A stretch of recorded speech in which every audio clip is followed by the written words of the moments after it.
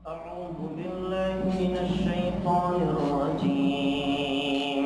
بسم الله الرحمن الرحيم.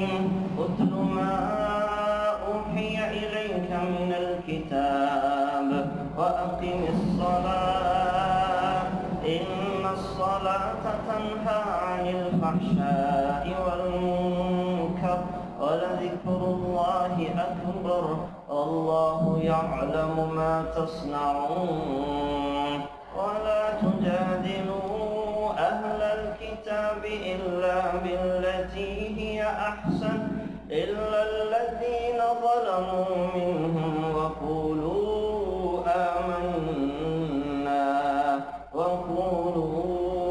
آمنا بالذي أنزل إلينا وأنزل إليكم وإلهنا وإلهكم واحد ونحن له مسلمون. وكذلك أنزلنا إليك الكتاب والذين آتيناهم الكتاب يؤمنون به ومن هؤلاء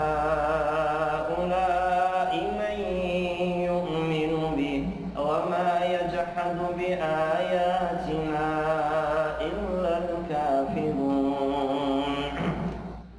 وما كنت تتلو من قبله من كتاب ولا تخطه بيمينك إذا لارتاب المبطلون بل هو آيات بينات في صدور الذين أوتوا العلم وما يجحد بآياتنا إلا الظالمون.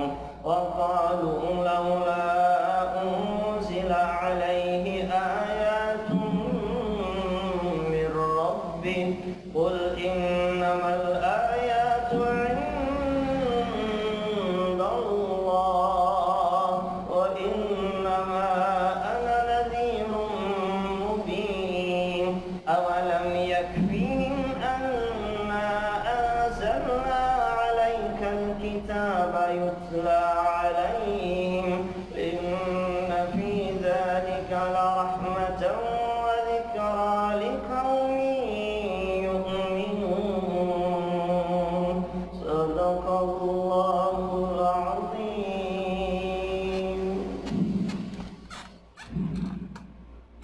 بسم اللہ الرحمن الرحیم.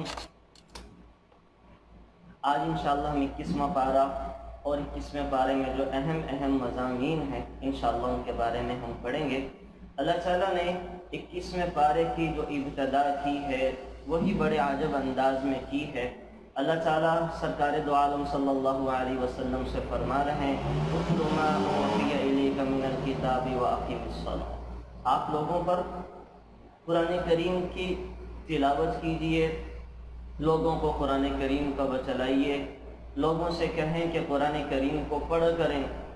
وَأَقِمِ الصَّلَاةَ اور نماز کو قائم کریں.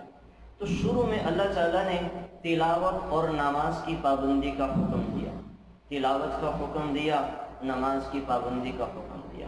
میں نے پہلے بھی اس پہ بات کی تھی کہ قرآن کریم کی تلاوت کا کرنا یہ ایک الگ سے کام ہے اور صحیح انداز میں پڑھنا، صحیح تلاوت کرنا، صحیح تلفظ کے ساتھ، صحیح ادائیگی کے ساتھ یہ ایک دوسرا کام ہے. یہ ایک دوسرا کام ہے کہ انسان کے تلفظ صحیح ہو، اس کی ادائیگی صحیح ہو. اللہ تعالیٰ بھی قرآن کریم میں فرما رہے ہیں وَرَتِّلِ الْقُرْآنَ تَرْتِيلًا. قرآن کریم کو ٹھہر ٹھہر کے پڑھیں، آہستہ آہستہ پڑھیں کہ وہ دلوں کو چھوئے، تمہیں سمجھ میں آئے. اور دوسرا جو ہے وہ آپ علیہ السلام نے بھی فرمایا جود القرآن، قرآن کریم کو تجوید کے ساتھ پڑھو. پھر حضور نے فرمایا اقرأ القرآن بلحون العرب، قرآن کریم کو عربوں کے لہجے میں پڑھو. یہ صرف مردوں کے لیے نہیں، عورتوں کے لیے بھی ہے. مرد تو کسی نہ کسی درجے میں قرات سیکھ لیتے ہیں، قرآن کریم کو اچھا پڑھنا سیکھ لیتے ہیں. عورتوں میں بڑی کمی ہے، تو عورتوں کے لیے بھی ہے، بچیوں کے لیے بھی ہے کہ قرآن کریم کو اچھا پڑھنا سیکھیں. اپنے گھروں کے اندر اس کا اہتمام کریں. وہ قرآ کو سنیں، سن کے ان کی کاپی کرنے کی کوشش کریں، ان کو اچھا پڑھنے کی کوشش کریں۔ تو قرآن کریم کو اچھا پڑھنا یہ قرآن کریم کا ایک حکم ہے، قرآن کریم کی تلاوت کا کرنا یہ بھی قرآن کریم کا ایک حکم ہے۔ تو قرآن کریم کی تلاوت کا کرنا یہ ایک الگ سے حکم ہے، صحیح تلاوت کرنا دوسرا حکم ہے، یہ دوسرا حکم ہے۔ تو شروع ہی میں اللہ تعالیٰ اس پارے کی ابتدائی ہی میں ہمیں قرآن کریم کی تلاوت کا حکم دے رہے ہیں، تو تلاوت کا معمول بنانا چاہیے۔ یاد رکھیں علماء نے لکھا ہے الاستقامت فوق الف الکرامہ، یہ جو استقامت ہے نا 1000 کرامتوں سے بڑھ کے ہے، 1000 کرامتوں سے۔ کیا مطلب؟ ہم کرتے یہ ہیں کہ رمضان میں تو عام طور پہ یہ کرتے ہیں کہ رمضان میں تو قرآن کریم کو خوب پڑھ لیتے ہیں، اور جیسے ہی رمضان گزرا پھر ہم قرآن کریم کی تلاوت نہیں کرتے۔ حالانکہ ٹھیک ہے رمضان میں بھی پڑھیں، قرآن کریم کی تلاوت کا رمضان میں بھی اہتمام کریں، لیکن رمضان کے بعد بھی کوشش کریں کہ کسی نہ کسی درجے میں ایک پاؤ، آدھا پاؤ، ایک رکوع ہی کیوں نہ ہو، لیکن قرآن کریم کی تلاوت کا اہتمام کریں، اس کو اپنی زندگی کا حصہ بنائیں، تب جا کے یہ حکم ہمارا پورا ہوگا کہ ہم قرآن کریم کی تلاوت کرنے والے ہیں۔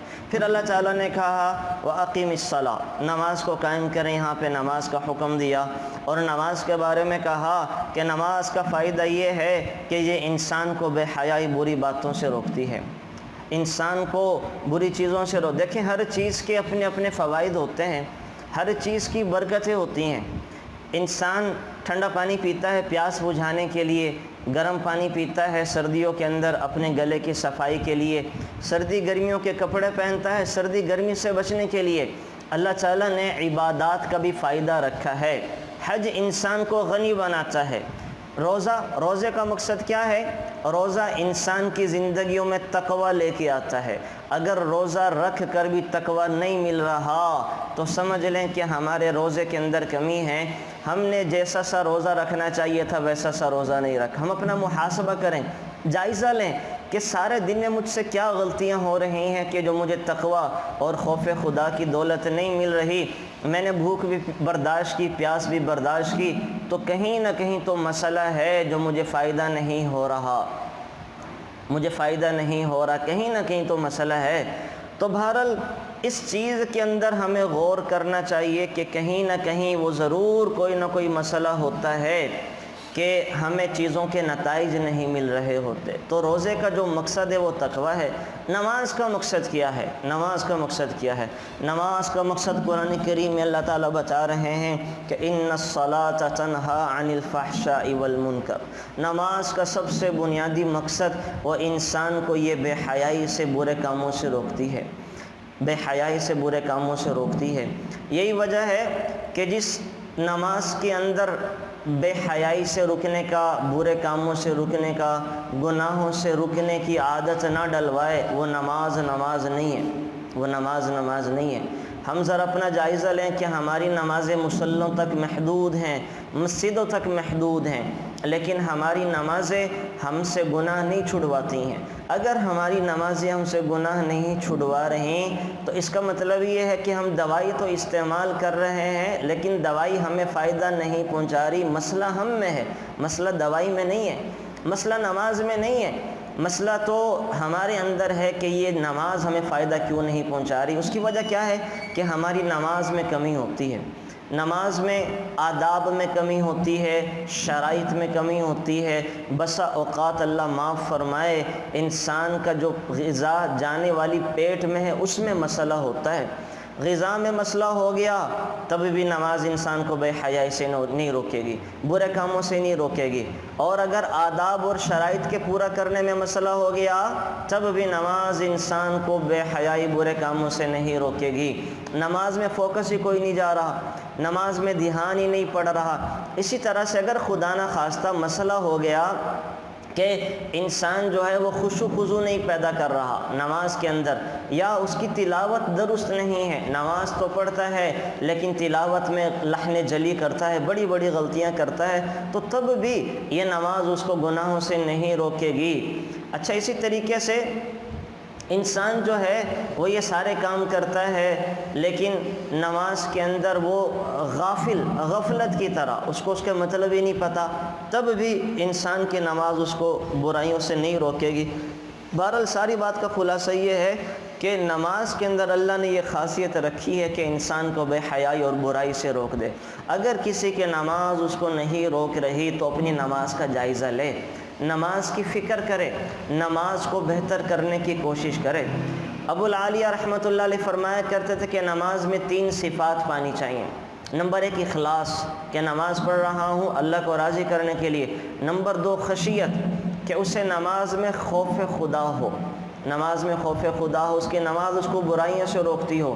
نمبر 3 ذکر اللہ، کہ نماز میں وہ قرآن پڑھتا ہو جو اسے نیکی کا حکم بھی دے رہا، منکرات سے بھی روک رہا ہے۔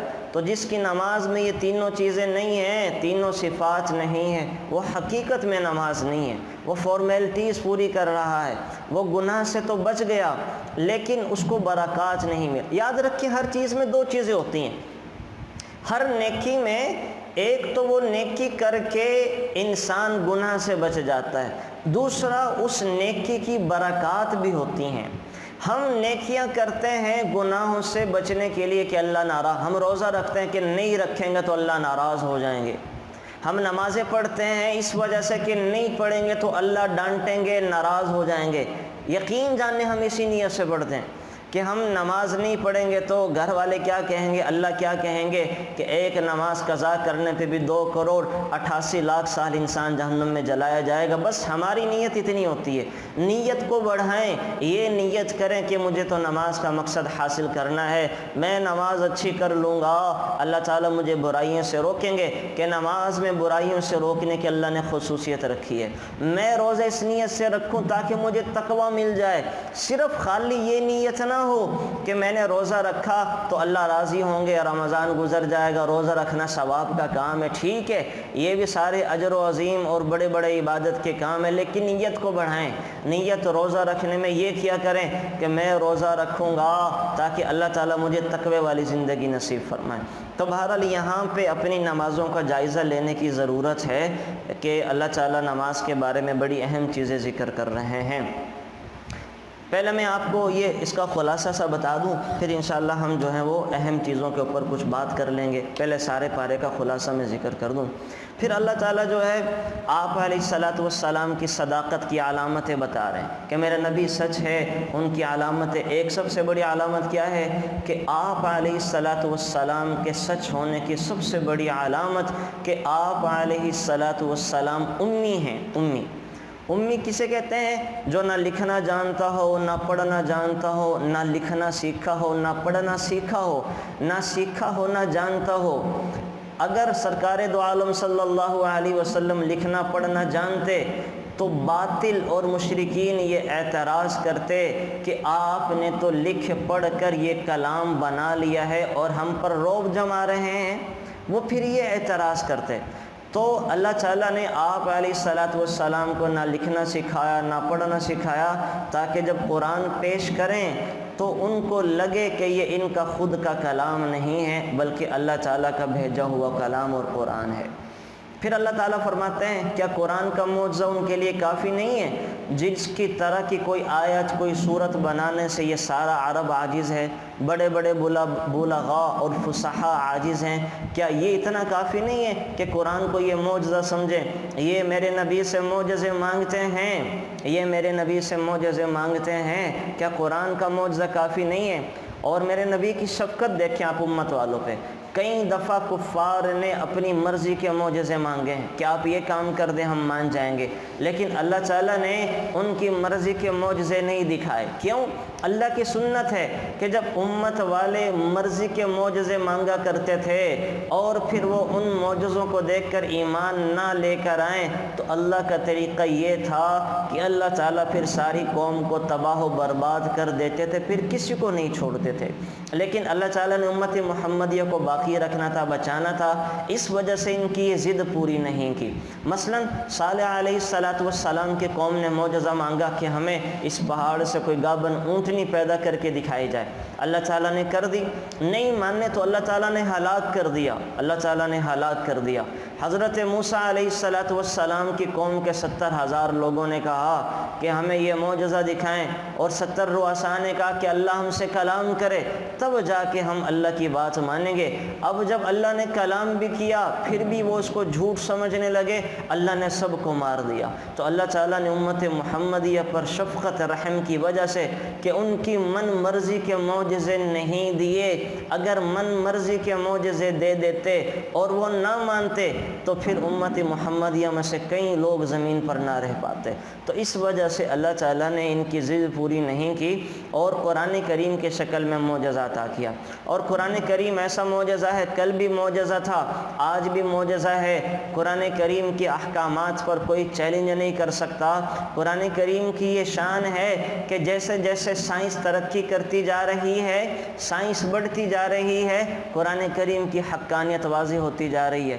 قرآن کریم کا جو ثبوت ہے یہ لوگوں کی نظروں میں واضح ہوتا جا رہا ہے کہ یہ اللہ کا کلام ہے۔ کتنی باتیں ایسی ہیں، بگ بینگ تھیوری، زمین کو پھاڑنا، آسمان ملے ہوئے تھے یہ، اور سورج کا گردش کا کرنا، چاند کا اپنے اپنے مدار میں گردش کرنا، یہ ماں کے پیٹ میں بچے کے بننے کے جو مراحل ہیں قرآن کریم نے ذکر کیے تھے، اس سے پہلے کسی سائنسدان کسی ڈاکٹر نے ان کو ذکر نہیں کیا تھا، اب سائنس ان کو ثابت کرتی جا رہی ہے۔ تو آہستہ آہستہ اللہ تعالیٰ ساری چیزوں کو ثابت کرتے جا رہے ہیں۔ جیسے جیسے سائنس ترقی کرے گی ویسے ویسے قرآن کریم کے احکامات یہ لوگوں کی نظروں میں اور اچھے طریقے سے آتے جائیں گے۔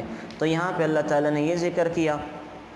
پھر سورہ روم ہے، سورہ روم میں جا کے اللہ تعالیٰ کچھ رومیوں اور ایرانیوں کا قصہ ذکر کر رہے ہیں، یہ میں آپ کو تفصیل کے ساتھ بعد میں سنا دوں گا۔ پھر اللہ تعالیٰ نے اپنے وجود اور عظمت کے دلائل ذکر کیے، اللہ تعالیٰ نے اپنے وجود اور عظمت کے دلائل ذکر کیے۔ یہاں پہ اللہ تعالیٰ نے ہر چیز کی ضد بھی پیدا کی، جوڑا جوڑا پیدا کیا۔ وَمِنْ آيَاتِهِ أَنْ خَلَقَكُم مِّن تُرَابٍ، اللہ تعالیٰ کہہ رہے ہیں زندہ اور مردہ ایک دوسرے کی ضد ہیں، لیکن اپنے قدرت کاملہ سے اللہ تعالیٰ زندہ سے مردہ کو نکالتا ہے، مردہ سے زندہ کو نکالتا ہے۔ انڈا جو ہے مردہ ہے، انڈا بظاہر مرا ہوا ہے، اسی مردے انڈا سے اللہ تعالیٰ زندہ چوزے کو نکالتے ہیں، اور اسی زندہ مرغی سے اللہ تعالیٰ انڈے کو نکال دیتے ہیں۔ زمین زندہ ہے، اس سے اللہ مردہ فصلوں کو نکالتے ہیں، ہے نا، یہ اللہ تعالیٰ کی قدرت ہے۔ تو اللہ تعالیٰ بتا رہے ہیں کہ جیسے میں یہ کام کرنے پہ قادر ہوں ایسے ہی انسان کو زندہ کرنے پہ بھی قادر ہوں، زندہ کرنے کے بعد مارنے پہ بھی قادر ہوں، مار کے دوبارہ زندہ کرنے پہ بھی قادر ہوں، مار کے دوبارہ زندہ کرنے پہ بھی قادر ہوں۔ تو اللہ تعالیٰ یہاں پہ یہ چیزیں بتا رہے ہیں ان آیات کے اندر، اور یہ جو آیات ہیں ان آیات میں سورہ روم کی وَمِنْ آيَاتِهِ أَنْ خَلَقَكُم مِّن تُرَابٍ ثُمَّ إِذَا أَنْتُمْ بَشَرٌ تَنْتَشِرُونَ وَمِنْ آيَاتِهِ أَنْ خَلَقَ، اللہ تعالیٰ اپنی قدرت کی نشانیاں بتا رہے ہیں کہ میری قدرت کی نشانیاں تم کو مٹی سے پیدا کرنا، پھر تم کو پھیلا دینا، دنیا کے اندر بڑھا دینا۔ میری آیات کی نشانیاں، ایک بہت بڑی نشانی یہ ہے کہ میں نے تمہیں جوڑا جوڑا بنایا، مرد اور عورتوں کا جوڑا جوڑا بنایا، اور کائنات میں ہر چیز کا جوڑا جوڑا بنایا۔ یہ اللہ تعالیٰ کہہ رہے ہیں وَمِن، اور میری قدرت کی نشانیاں دن اور رات کا پیدا کرنا، زمین اور آسمان کا بنانا، پھر تمہاری زبانوں کا مختلف کرنا، رنگوں کا مختلف بنانا، طرح طرح کی زبان اور بولیاں بولنے والے دنیا کے اندر لوگ ہیں، فارسی والے، انگریزی والے، فرانسیسی والے، اردو جاپانی والے، پھر طرح طرح کے مختلف اللہ نے رنگ دیے، کسی کو کیا رنگ دیا، کسی کو کیا رنگ دیا، کسی کو کیا کلچر دے دیا۔ پھر جو ہے اللہ تعالیٰ نے دن اور رات کو اللہ تعالیٰ کہہ رہے ہیں بنایا ہے، پھر اللہ تعالیٰ یہاں پہ ایک عجیب بات ذکر کر رہے ہیں، وہ کیا ہے؟ وَمِنْ آيَاتِهِ أَنْ خَلَقَ لَكُم مِّنْ أَنفُسِكُمْ أَزْوَاجًا لِتَسْكُنُوا إِلَيْهَا۔ اللہ تعالیٰ نے میاں بیوی کے رشتے کو اپنی قدرت کی نشانی بتایا ہے۔ اللہ تعالیٰ نے جتنے رشتے بنائے ہیں کسی رشتے کو اپنی قدرت کی نشانی نہیں کہا، کسی رشتے کو اپنی قدرت کی نشانی نہیں کہا۔ اللہ تعالیٰ میاں بیوی کے رشتے کو اپنی قدرت کی نشانی بتا رہے ہیں۔ اس کی وجہ کیا ہے یہ ذرا سمجھنے کی کوشش کیجیے گا۔ اس کی وجہ یہ ہے کہ اللہ نے جتنے بھی رشتے زمین پر بنائے ہیں وہ سارے کے سارے رشتے اللہ نے بنائے ہیں اور وہ بڑے پکے اور مضبوط ہیں، وہ توڑنے سے بھی نہیں ٹوٹتے۔ ماں اور باپ کا رشتہ اللہ نے خود بنایا، بہن بھائیوں کا رشتہ اللہ نے خود بنایا، اولاد کا رشتہ اللہ نے خود بنایا۔ یہ رشتے اللہ نے بنائے ہیں اور یہ توڑنے سے بھی نہیں ٹوٹتے۔ ایک رشتہ انسان نے خود بنایا ہے، میاں اور بیوی کا۔ میاں اور بیوی کا رشتہ اللہ نے، یہ انسان نے بنایا، یہ اللہ نے نہیں بنایا۔ انسان انسانوں کے ساتھ رشتہ جوڑتا ہے، اللہ نے نہیں بنایا۔ اسی وجہ سے جو رشتے اللہ نے بنائے ہیں وہ توڑنے سے بھی نہیں ٹوٹتے، بڑے پکے ہیں۔ ماں بیٹے کو چھوڑ بھی دے نا، یا خدا نہ خواستہ بیٹا ماں کو چھوڑ بھی دے، زندگی کے کسی نہ کسی موڑ پہ پھر مل جاتے ہیں۔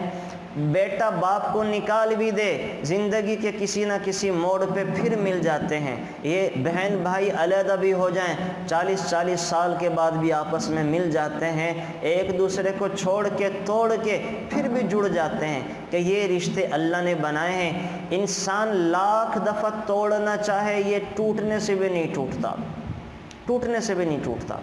لیکن یہ میاں بیوی کا رشتہ اللہ تعالیٰ نے نہیں بنایا، انسان نے بنایا ہے۔ یہ ایک بول پہ جڑ جاتا ہے اور ایک بول سے ٹوٹ جاتا ہے، ایک بول سے جڑ جاتا ہے اور ایک بول سے ٹوٹ جاتا ہے۔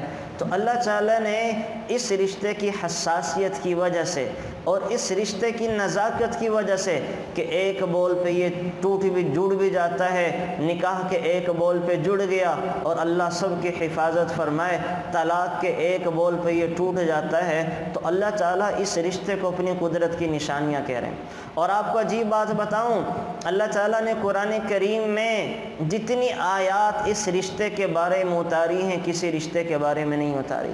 ماں باپ کے بارے میں اتنی آیات نہیں ہیں، اولاد کے بارے میں اتنی آیات نہیں ہیں جتنی قرآن کریم میں اللہ تعالیٰ نے میاں بیوی کے بارے میں اتاری ہیں۔ اللہ تعالیٰ نے کسی رشتے کو اپنی نشانی نہیں کہا، میاں بیوی کے رشتے کو اپنی نشانی کہا کہ الگ خاندان، الگ الگ رنگ و نسل کے، الگ الگ ذات پات کے جب مجھے راضی کرنے کے لیے آپس میں جڑ جاتے ہیں تو ایک دوسرے کے حقوق کا لحاظ کرتے ہیں، صرف میری وجہ سے کہ میں اللہ نے اس رشتے کے نبھانے کا کہا ہے، مجھے راضی کرتے ہوئے میرے بندے ایک دوسرے کے حقوق کا خیال کرتے ہوئے یہ رشتہ نبھاتے ہیں، رشتہ نبھاتے ہیں۔ میاں بیوی کا رشتہ عام طور پہ اللہ کو بیچ سے نکال دے نبھتا ہی کوئی نہیں ہے، اللہ کو بیچ میں ڈال کے یہ چلتا ہے، بیچ میں ڈال کے چلتا ہے۔ اولادیں تو ماں باپ کی خدمت اس وجہ سے کرتی ہیں اور کرنی بھی ہے کہ ہمارے ماں باپ ہیں، انہوں نے ہمیں پال پوس کے یہاں تک پہنچایا، کرنی پڑے گی۔ کافر بھی کرتے ہیں کہ یہ ہمارے ماں باپ ہیں، تو مسلمان تو پھر مسلمان ہے۔ تو لیکن میاں بیوی کا جو تعلق اور رشتہ ہے یہ انسان خوف خدا کی وجہ سے نبھاتا ہے۔ یہی وجہ ہے کہ نکاح کے خطبے میں جو 4 آیات پڑھی جاتی ہیں، سرکار دو عالم صلی اللہ علیہ وسلم نکاح کے خطبے پر 4 آیات پڑھا کرتے تھے اور کہا کرتے تھے یا ایھا الذین آمنوا اتقوا اللہ۔ چاروں آیات میں تقوی کی نصیحت ہے کہ لوگوں اس رشتے کے نبھانے میں اللہ سے ڈرنا، یہ بڑا حساس اور نازک رشتہ ہے، ایک بول سے یہ جڑ گیا ایک ہی بول سے ٹوٹ جاتا ہے، یہ رشتے کے اندر پھر کئی موقعوں پر واپسی کا امکان بھی کوئی نہیں ہے، تو اس رشتے کو نبھانے اور بچانے میں اللہ سے ڈرنا۔ سارا نکاح کا خطبہ تقوی سے بھرا پڑا ہے، تقوی سے، اللہ سے ڈرنا۔ عورتوں سے بھی کہا جا رہا ہے، مردوں سے بھی کہا جا رہا ہے کہ اس رشتوں کو نبھانے اور بچانے میں اللہ سے ڈرنا۔ اللہ کو بیچ میں ڈال کے یہ رشتہ چلاؤ گے تو چلے گا، اللہ کو بیچ سے نکال کے یہ رشتہ چلانے کی کوشش کرے گا تو رشتہ نہیں چلے گا، یہ تعلق نہیں چلے گا۔ تو اللہ کو بیچ میں لے کر آنا اس رشتے کے چلانے کے لیے بڑا ضروری ہے۔ اور میں نے جو آپ سے عرض کیا نا کہ یہ رشتہ سب سے زیادہ طاقتور بھی ہے، حساس بھی ہے، نازک بھی ہے۔ ماں باپ کا رشتہ تو ادب احترام کا ہے، اللہ تعالیٰ نے ادب احترام کے لیے ماں باپ کا رشتہ بنایا ہے، لیکن سب سے زیادہ جو اہم بھی ہے، سب سے زیادہ باقی قائم رہنے والا بھی ہے، یہ اللہ تعالیٰ نے میاں اور بیوی کا رشتہ بنایا ہے۔ یاد رکھیں، سب سے پہلا جو رشتہ ہے زمین اللہ تعالیٰ نے آسمان پہ بنایا وہ ماں اور باپ کا نہیں تھا، وہ میاں اور بیوی کا تھا۔ زمین پر جو رشتہ اللہ تعالیٰ نے بنایا جو باقی رہتا ہے وہ کیا ہے؟ میاں اور بیوی کا۔ بوڑھا بوڑھی بیچارے بڑی عمر میں جا کے باقی رہ جاتے ہیں، بیٹے بھی اپنے گھروں کے، بیٹیاں بھی اپنی گھروں کی، اپنے اپنے گھروں میں چلے جاتے ہیں، بوڑھا بوڑھی بیچارے باقی رہ جاتے ہیں۔ اور پھر کیا ہے؟ جنت میں جانے کے بعد بھی یہی رشتہ باقی بچے گا، یہی رشتہ۔ بیٹیاں بھی اپنے گھروں میں اپنی جنتوں میں چلے جائیں گے اپنے خاوندوں کے ساتھ، بیٹے اپنی بیویوں کے ساتھ اپنی جنتوں میں ہوں گے، باقی کون بچے گا؟ باقی وہی بیچارے جو دنیا کے اندر میاں اور بیوی تھے، بوڑھا بوڑھی تھے، وہی باقی دوبارہ بچ جائیں گے۔ تو یہ رشتہ سب سے پہلا رشتہ اللہ نے میاں بیوی کا بنایا، دنیا کے اندر بھی یہی باقی بچتا ہے اور آخرت کے اندر بھی یہی باقی بچے گا۔ تو اسی وجہ سے اس رشتے کو اللہ تعالیٰ نے اپنی قدرت کی نشانی کہا ہے۔ تو بہرحال یہاں پہ اللہ تعالیٰ نے یہ ذکر کیا، اور آپ حیران ہوں گے کہ رسول اللہ صلی اللہ علیہ وسلم نے ماں تو آپ علیہ السلام کی بچپن میں انتقال کر دی، اور ماں کے ساتھ جو آپ علیہ السلام کے احکامات ہیں وہ صرف زبانی کلامی ہیں۔ قرآن کے اندر حکم دیا گیا، حضور نے فرمایا میری ماں باپ زندہ ہوتے تو نماز میں بھی میری ماں بلاتی، میں نماز توڑ کے بھی چھوڑ کے بھی چلا جاتا، لیکن بیویوں کے ساتھ سرکار دو عالم صلی اللہ علیہ وسلم کی 38 سالہ زندگی ہے۔ وہ 38 سالہ زندگی میں سارے بے شمار احکامات ہیں، بے شمار کرنے کے کام ہیں۔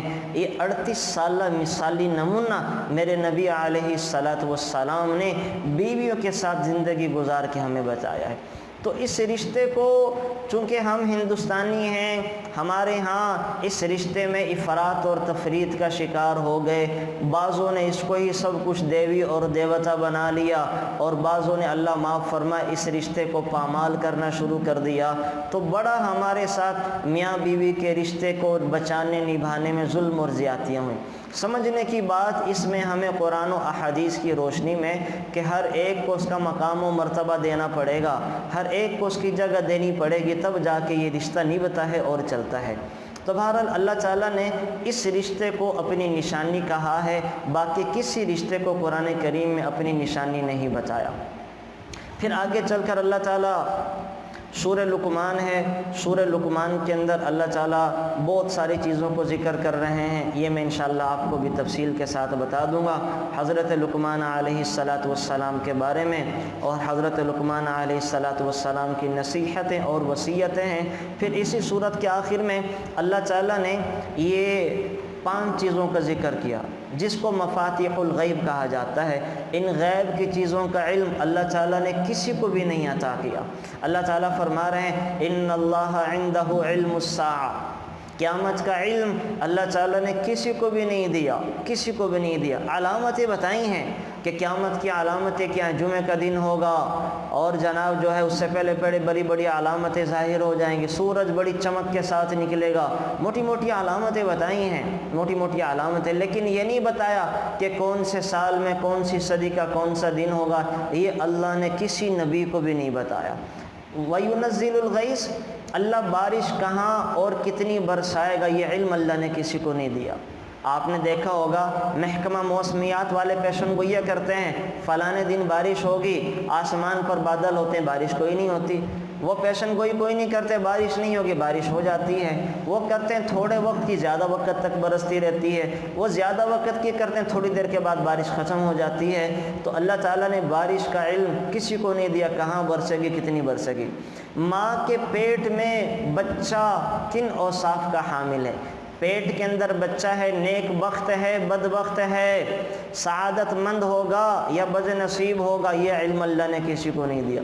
یہ علم اللہ نے کسی کو، یہ تو پتہ چل سکتا ہے کہ بیبی بوائے ہے یا گرل ہے تھوڑے عرصے کے بعد، لیکن یہ کوئی نہیں پتہ چلا سکتا کہ یہ بچہ نیک بخت بنے گا، بدبخت بنے گا، کیا بنے گا، یہ علم اللہ نے کسی کو نہیں دیا۔ وَيَعْلَمُ مَا فِي الْأَرْحَامِ، ماؤں کے پیٹوں کے اندر یہ بچہ کیا کرے گا، اللہ نے کسی کو علم نہیں دیا۔ وَمَا تَدْرِي نَفْسٌ مَاذَا تَكْسِبُ غَدًا، انسان کل کیا کرے گا، انسان کل کیا کرے گا، یہ اللہ نے کسی کو نہیں دیا۔ حضرت علی رضی اللہ تعالیٰ فرمایا کرتے تھے عرفت ربی بفسخ العزائم، ہم نے اپنے رب کو اپنے ارادوں کے ٹوٹنے سے پہچانا کہ ہم ارادہ کس چیز کا کرتے تھے، ہو کیا جاتا تھا۔ ارادہ کرتے تھے کہ یہ کام کریں گے، کل وہ کام کریں گے، لیکن کل اس کام کا موقع ہی نہیں ملتا تھا۔ ارادہ کسی اور چیز کا کرتے تھے، ہو کچھ اور جاتا تھا، چاہتے کچھ اور تھے، کر کچھ اور جاتے تھے۔ تو ہم نے پہچانا کوئی اور طاقت بھی ہے جو ہمارے ارادوں کو توڑتی ہے۔ تو انسان کل کیا کرے گا کسی کو نہیں پتا۔ اپنا آج اچھا کریں، یاد رکھیں کل کی امید پہ نہ رہیں۔ جو لوگ کل کی امیدوں پر رہتے ہیں وہ اکثر اپنے آپ کو ضائع کر جاتے ہیں کہ کل کر لیں گے، کل آ جائے گی، پھر مستقبل میں جا کے یہ موقع مل جائے گا، کل کی عبادتیں شروع کر دیں گے، آج خیر ہے آج نہیں کرتے۔ یاد رکھیں جس کا آج اچھا نہیں ہے نا اس کا کل بھی اچھا نہیں ہے۔ جس نے اپنا آج اچھا بنا لیا، اپنا آج اپنے کنٹرول میں کر لیا، اپنے آج کو سنوار لیا، اپنا آج 24 گھنٹے شریعت کے مطابق گزار لیا، انشاءاللہ ایسے شخص کا کل بھی اچھا ہوگا، ایسے شخص کا کل بھی اچھا ہوگا۔ تو اپنا آج اچھا کریں، آج اچھا کرنے کے مکلف ہیں ہم، آج کل کی فکر نہ کریں۔ اللہ تعالیٰ نے جب ہم سے کل کے بارے میں سوال نہیں کیا، کل کی نماز کے بارے میں، اگلے سال کے روزوں کے بارے میں، اگلے سال کی زکوٰۃ کے بارے میں، تو ہم اپنے کل کے بارے میں اتنے فکر مند نہ ہوں، اپنا آج اچھا کریں، آج اچھا کرنے میں لگ جائیں۔ جس نے اپنا آج 24 گھنٹے کی زندگی اچھی کر لی نا، بس انشاءاللہ وہ شخص بڑے مزے میں ہے، وہ بڑی راحت اور آرام کے اندر ہے۔ تو انسان کل کیا کرے گا یہ علم اللہ نے کسی کو نہیں دیا۔ پھر پانچویں جو چیز ہے غیب کی جس کا علم اللہ نے کسی کو نہیں دیا، موت کب اور کس جگہ پر آئے گی، انسان کہاں مرے گا، یہ علم اللہ نے کسی کو نہیں دیا۔ خشکی پہ مرے گا، سمندر میں مرے گا، ہواؤں میں مرے گا، گھر پہ مرے گا، ہسپتال میں مرے گا، یہ علم اللہ نے کسی کو بھی عطا نہیں کیا۔ بس انسان عافیت والی موت کی دعا کر سکتا ہے کہ اللہ تعالیٰ سلامتی والی، ایمان و عمل کی حالت والی موت عطا فرمائے، یہ دعا کر سکتا ہے، لیکن یہ علم اللہ نے کسی کو نہیں دیا۔ امام مالک رحمۃ اللہ علیہ تھے نا، امام مالک رحمۃ اللہ علیہ کو سرکار دو عالم صلی اللہ علیہ وسلم سے بڑی محبت تھی۔ مدینہ منورہ میں چلے آئے، ساری زندگی وہاں پڑھایا، وہاں پڑھاتے رہے، دین کی خدمت کی۔ امام مالک رحمۃ اللہ علیہ کو اللہ نے بڑی ٹھاٹھ باٹھ عطا کی تھی۔ یہ جس جوڑے کو ایک دفعہ پہن لیتے تھے اور جو جوڑا پہن کے احادیث مبارکہ پڑھایا کرتے تھے، ساری زندگی پھر دوبارہ جوڑا نہیں پہنتے تھے۔ ان کے لیے سال کے 365 سوٹ پہلے بنا دیے جاتے تھے، بس وہ جوڑا پہن کر حدیث پڑھائی اور اللہ کے راستے میں صدقہ کر دیا کرتے تھے، دوسرے دن دوسرا جوڑا پہننا کرتے تھے۔ بڑی شاندار ٹھاٹھ باٹھ والی زندگی گزاری ہے۔ اللہ کے نبی سے بڑی محبت تھی، اپنا حج کا فریضہ ادا کر دیا۔ حج کا فریضہ ادا کرنے کے بعد دل بڑا چاہتا تھا کہ ہر سال میں بیت اللہ جاؤں، عمرے کروں، حج بھی کروں، لیکن دعا کرتے تھے اے اللہ مجھے مدینہ منورہ کی موت نصیب فرما، میں یہی مرنا چاہتا ہوں کہ مدینہ منورہ میں جو لوگ فوت ہوں گے سرکار دو عالم صلی اللہ علیہ وسلم اپنے روضہ مبارک سے نکل کر ان کا انتظار کریں گے اور ان لوگوں کو لے کر حشر کے میدان کی طرف جائیں گے۔ اور ظاہر ہے کہ جنہیں آپ علیہ الصلاۃ والسلام خود لے کے حشر کے میدان کی طرف جائیں تو ان کے جنت میں جانے میں کوئی شک نہیں ہو سکتا، وہ یقینی اور پکے جنتی ہیں۔ اس وجہ سے مدینہ منورہ میں فوت ہونے کی بڑی فضیلتیں ہیں، بڑے اجر و ثواب ہیں۔ جنت البقیع میں دفن کے اپنے مزے، اپنے اجر و ثواب ہیں۔ ہر انسان کی تمنا ہوتی ہے کہ جنت البقیع کے اندر فوت ہو جائے، وہاں کا اس کو دفن نصیب ہو جائے کہ سرکار دو عالم صلی اللہ علیہ وسلم سفارش کریں گے۔ تو امام مالک کی بھی یہی تمنا تھی، وہ ڈرتے تھے کہ اگر میں مدینہ منورہ سے نکلا اور میری راستے کے اندر موت ہو گئی تو میں مدینہ منورہ کا دفن چاہتا ہوں، کہیں اور کی تدفین نہیں چاہتا۔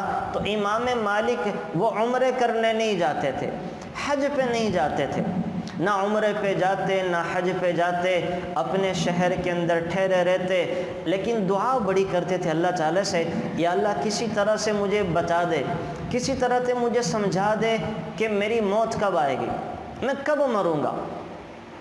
اللہ سے دعائیں کرتے، یا اللہ مجھے میری موت کا وقت بتا دے، یا اللہ مجھے میری موت کا وقت بتا دے، مجھے موت کہاں پر آئے گی تاکہ پتہ چل جائے کہ ابھی میری موت میں اتنے دن باقی ہیں اور میں تیرے گھر کا طواف کر کے آ جاؤں۔ تو ایک دن خواب میں کیا دیکھتے ہیں کہ جبرائیل علیہ السلام تشریف لائے اور یہ 5 انگلیاں دکھا کے چلے گئے، 5 انگلیاں۔ اب امام مالک پریشان کہ 5 سے کیا مراد ہے، 5 دن، 5 ہفتے، 5 مہینے، 5 سال یا 50 سال، کتنی زندگی مراد ہے، سمجھ میں نہیں آیا کہ اس خواب کی تعبیر کیا ہوگی۔ امام مالک رحمۃ اللہ علیہ نے اپنے شاگرد کو بھیجا اور کہا جاؤ ابن سیرین کے پاس جاؤ، کہ اس وقت روئے زمین پر ابن سیرین سے بڑھ کر کوئی خوابوں کی تعبیر کا علم جاننے والا نہیں ہے، ابن سیرین کے پاس جاؤ، وہ تمہیں خوابوں کی تعبیر بتائے گا، اور جا کے اس کو میرا نام نہ بتانا، بس یہ بتانا کہ ایک آدمی نے خواب کے اندر فرشتے کو دیکھا اور 5 انگلیاں دکھا کے چلا گیا۔ امام مالک کا شاگرد ابن سیرین رحمۃ اللہ علیہ کے درس میں گیا، اور جب ان کا درس ختم ہوا تو اس نے کھڑے ہو کے سوال کیا کہ یا امام دار الہجرہ، اے مدینہ منورہ کے امام، آپ یہ بتائیں کہ ایک شخص خواب کے اندر فرشتے کو دیکھے اور 5 انگلیاں دکھا کے چلا جائے تو اس کی کیا تعبیر ہے؟ امام ابن سیرین نے کہا کہ دیکھنے والے کا نام بتاؤ، کس نے یہ خواب دیکھا ہے؟ شاگرد کہنے لگا نام بتانے کی اجازت نہیں ہے، نہیں بتا سکتا، نام دیکھنے والا کون ہے؟ امام ابن سیرین نے کہا کہ نہیں، پھر میں بھی تعبیر نہیں دیتا۔ شاگرد کہنے لگا آپ برائے مہربانی تعبیر دیں، مجھے نام بتانے کی اجازت نہیں ہے، اجازت ہوتی تو میں بتا دیتا۔ ابن سیرین نے پھر خود کہا کہ اللہ کی قسم اس وقت روئے زمین پر امام مالک کے علاوہ یہ خواب کوئی نہیں دیکھ سکتا، کہ امام مالک کی وہ شخصیت ہیں جن کو یہ خواب نظر آ سکتا ہے۔ امام مالک سے جا کے کہو کہ اللہ تعالیٰ نے یہ 5 چیزوں کا جو فرشتے نے اشارہ کیا ہے، 5 چیزوں کا علم اللہ نے کسی کو نہیں دیا، آپ کو بھی نہیں بتایا جا سکتا آپ کی موت کب اور کہاں آئے گی، یہ علم تو اللہ نے کسی کو نہیں دیا، یہ غیب کی چابیاں ہیں، 5 چیزیں۔ تو یہ 5 چیزیں وہ یہ سورہ لقمان کی جو آخری آیت ہے، ان اللہ عنده علم الساعہ، اللہ نے قیامت کا علم کسی کو نہیں دیا، وینزل الغیث، اللہ بارش کب کہاں کتنی برسائے گا یہ علم اللہ نے کسی کو نہیں دیا، ویعلم ما فی الارحام، ماں کے پیٹ میں بچہ ہے نیک وقت ہے بد وقت ہے، یہ علم اللہ نے کسی کو نہیں دیا، وما تدری نفس ماذا تکسب غدا، انسان کل کو کیا کرے گا، کتنی روزی کمائے گا، کل کا دن کیسا گزرے گا، یہ علم اللہ نے کسی کو نہیں دیا، وما تدری نفس بأی ارض تموت، انسان کی موت کس جگہ پر آئے گی، کب مرے گا، کیسے مرے گا، یہ علم اللہ نے کسی کو نہیں دیا۔ جب اللہ نے یہ نبیوں کو نہیں دیا تو اے امام مالک یہ علم آپ کو بھی نہیں دیا جا سکتا، آپ کو بھی نہیں دیا جا۔ تو یہ جو اخباروں میں آتا ہے نا، آپ کا کل کا دن کیسا رہے گا، اگلا ہفتہ کیسا گزرے گا، یہ سب شرکیہ باتیں ہیں، ان کو پڑھ کر اپنے کاروبار کو طے کرنا سخت حرام ہے۔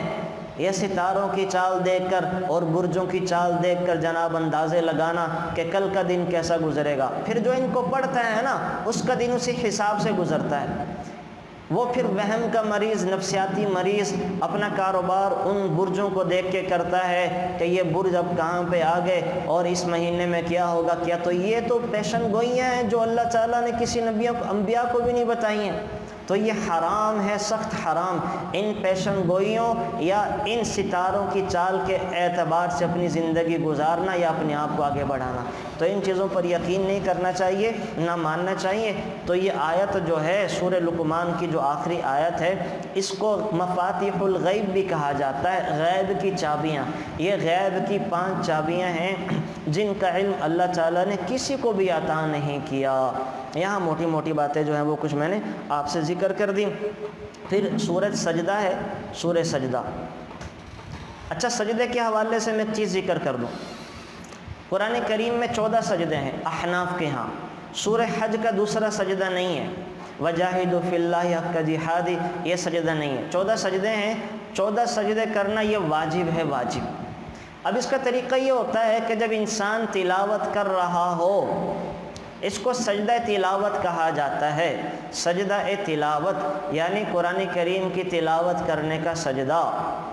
اس کا طریقہ کیا ہوتا ہے؟ جب انسان تلاوت کر رہا ہو تو تلاوت کرتے کرتے آیت سجدہ آ جائے تو اس سجدے والی آیت کے آخر میں پڑھنے والے پر بھی سجدہ واجب ہے، سننے والے پر بھی سجدہ واجب ہے۔ اگر انسان اونچی آواز سے پڑھ رہا ہے یا آہستہ، وہ تو سجدہ کرے گا۔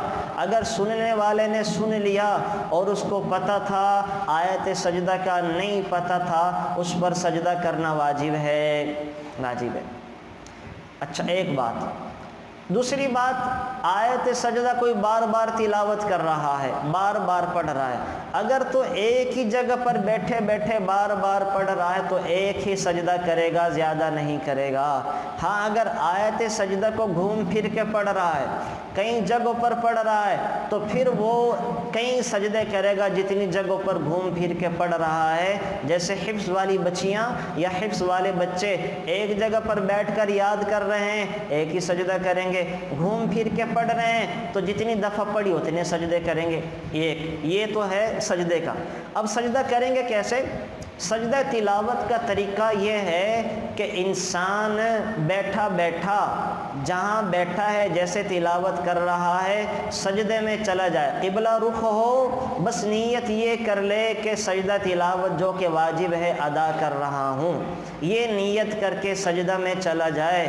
اس میں 3 دفعہ سبحان ربی الاعلیٰ پڑھے گا، نہ اس میں ہاتھوں کو اٹھانا ہے نہ ہی سلام پھیرنا ہے۔ تو سجدہ تلاوت کا طریقہ یہ ہے جو کہ واجب ہے، واجب کہ انسان بیٹھے بیٹھے سجدے میں چلا جائے یا کھڑا ہو کر سجدے میں چلا جائے۔ دونوں آپشن شریعت نے دیے ہیں کہ کھڑا ہو کے سجدے میں چلا جائے یا بیٹھے بیٹھے سجدے میں چلا جائے، لیکن اس میں نیت صرف بس اتنی ہے کہ سجدہ تلاوت جو کہ واجب ہے، اللہ اکبر کہہ کے سجدے میں چلا جائے۔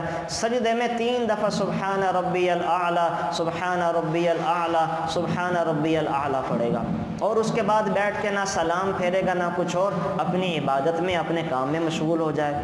اچھا، سجدہ تلاوت یہ ہر سجدہ آنے والی آیت پر کر سکتا ہے، یہ بھی اختیار ہے، یا سارا قرآن کریم مکمل کر لے، ہر قرآن کریم مکمل کرنے کے بعد اکٹھے 14 سجدے کر لے، یہ بھی کر سکتا ہے۔ 14 سجدوں کا طریقہ کیا ہوگا؟ 14 سجدے اکٹھے کرنے کا طریقہ یہ ہوگا کہ انسان پہلی دفعہ کھڑے ہو کے سجدہ کرے اور باقی 14 سجدے بیٹھے بیٹھے کر لے۔ پہلی دفعہ کھڑے ہو کے سجدے میں جائے، سجدہ کرے، پھر بیٹھ، بس نیت ایک ہی دفعہ کر لے کہ اللہ قرآن کریم کے جو 14 سجدے واجب ہیں میں وہ 14 سجدے کرنے لگا ہوں، تو کھڑے ہو کے سجدے میں جائے، سجدے میں انسان پھر بیٹھ جائے، پھر دوبارہ سجدے میں، اس طرح اکٹھے 14 سجدے کرنے سے انسان کا سجدہ تلاوت ادا ہو جائے گا۔ تو سجدہ تلاوت جو ہے یہ واجب ہے، پڑھنے والے پر بھی واجب ہے، سننے والے پر بھی واجب ہے۔ یہ زندگی میں انسان جتنے قرآن کریم مکمل کرے گا، ہر قرآن کریم پر 14 سجدے کرنا واجب ہیں۔ اب یہ انسان اسی وقت کر لے یا اکٹھے کر لے، شریعت نے اس کا اختیار دیا ہے، یہ انسان کے اپنے اختیار کے اندر ہے، جیسے چاہے مرضی کرے۔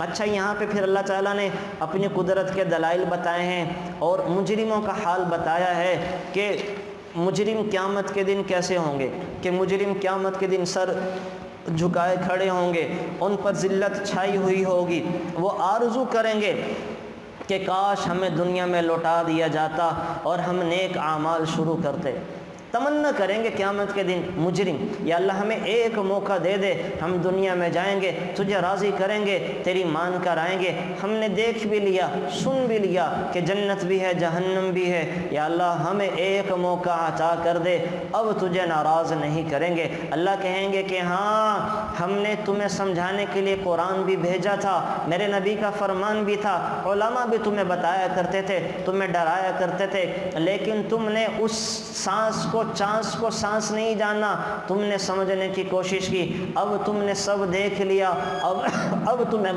واپسی کا موقع نہیں دیا جائے گا, اب واپسی کا موقع نہیں دیا. اس وقت ہر مجرم تمنا کرے یا اللہ ایک موقع دے دے, جا کے تجھے راضی کر آئیں گے, لیکن اللہ اس وقت موقع نہیں دیں گے.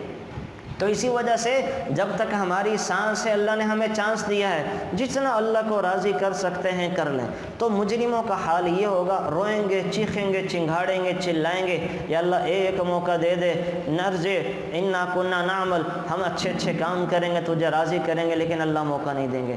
دوسری طرف ایمان والوں کا حال کیا ہے کہ وہ دنیا میں اللہ کے سامنے جھکے رہتے تھے, راتوں کو اپنے بستروں سے اٹھ کر اللہ کے سامنے سجدہ کرتے تھے, وہ اللہ کے عذاب سے ڈرتے تھے, اللہ کی رحمت کی امید میں لگے رہتے تھے, اللہ کے مال کو اللہ کے راستے میں خرچ کرتے تھے. یہ قیامت کے دن خوش ہوں گے, اللہ کا عرش کا سایہ نصیب ہوگا, اللہ تعالیٰ ان کے لیے ٹھنڈی ہوائیں چلائیں گے. جب کسی چیز کا بھی سایہ نہیں ملے گا, اللہ اپنے عرش کا سایہ ان کو دیں گے. مشکے کے ٹیلوں پر سیر کر رہے ہوں گے, اللہ ان کو اپنی رحمت سے ڈھانپ لے گا. تو اللہ تعالیٰ ان کے اس طرح سے مزے کروائے گا. تو مجرموں کا حال بھی ذکر کیا اشارتاً, اور ایمان والوں کا حال بھی ذکر کیا کہ وہ کس حالت میں ہوں گے.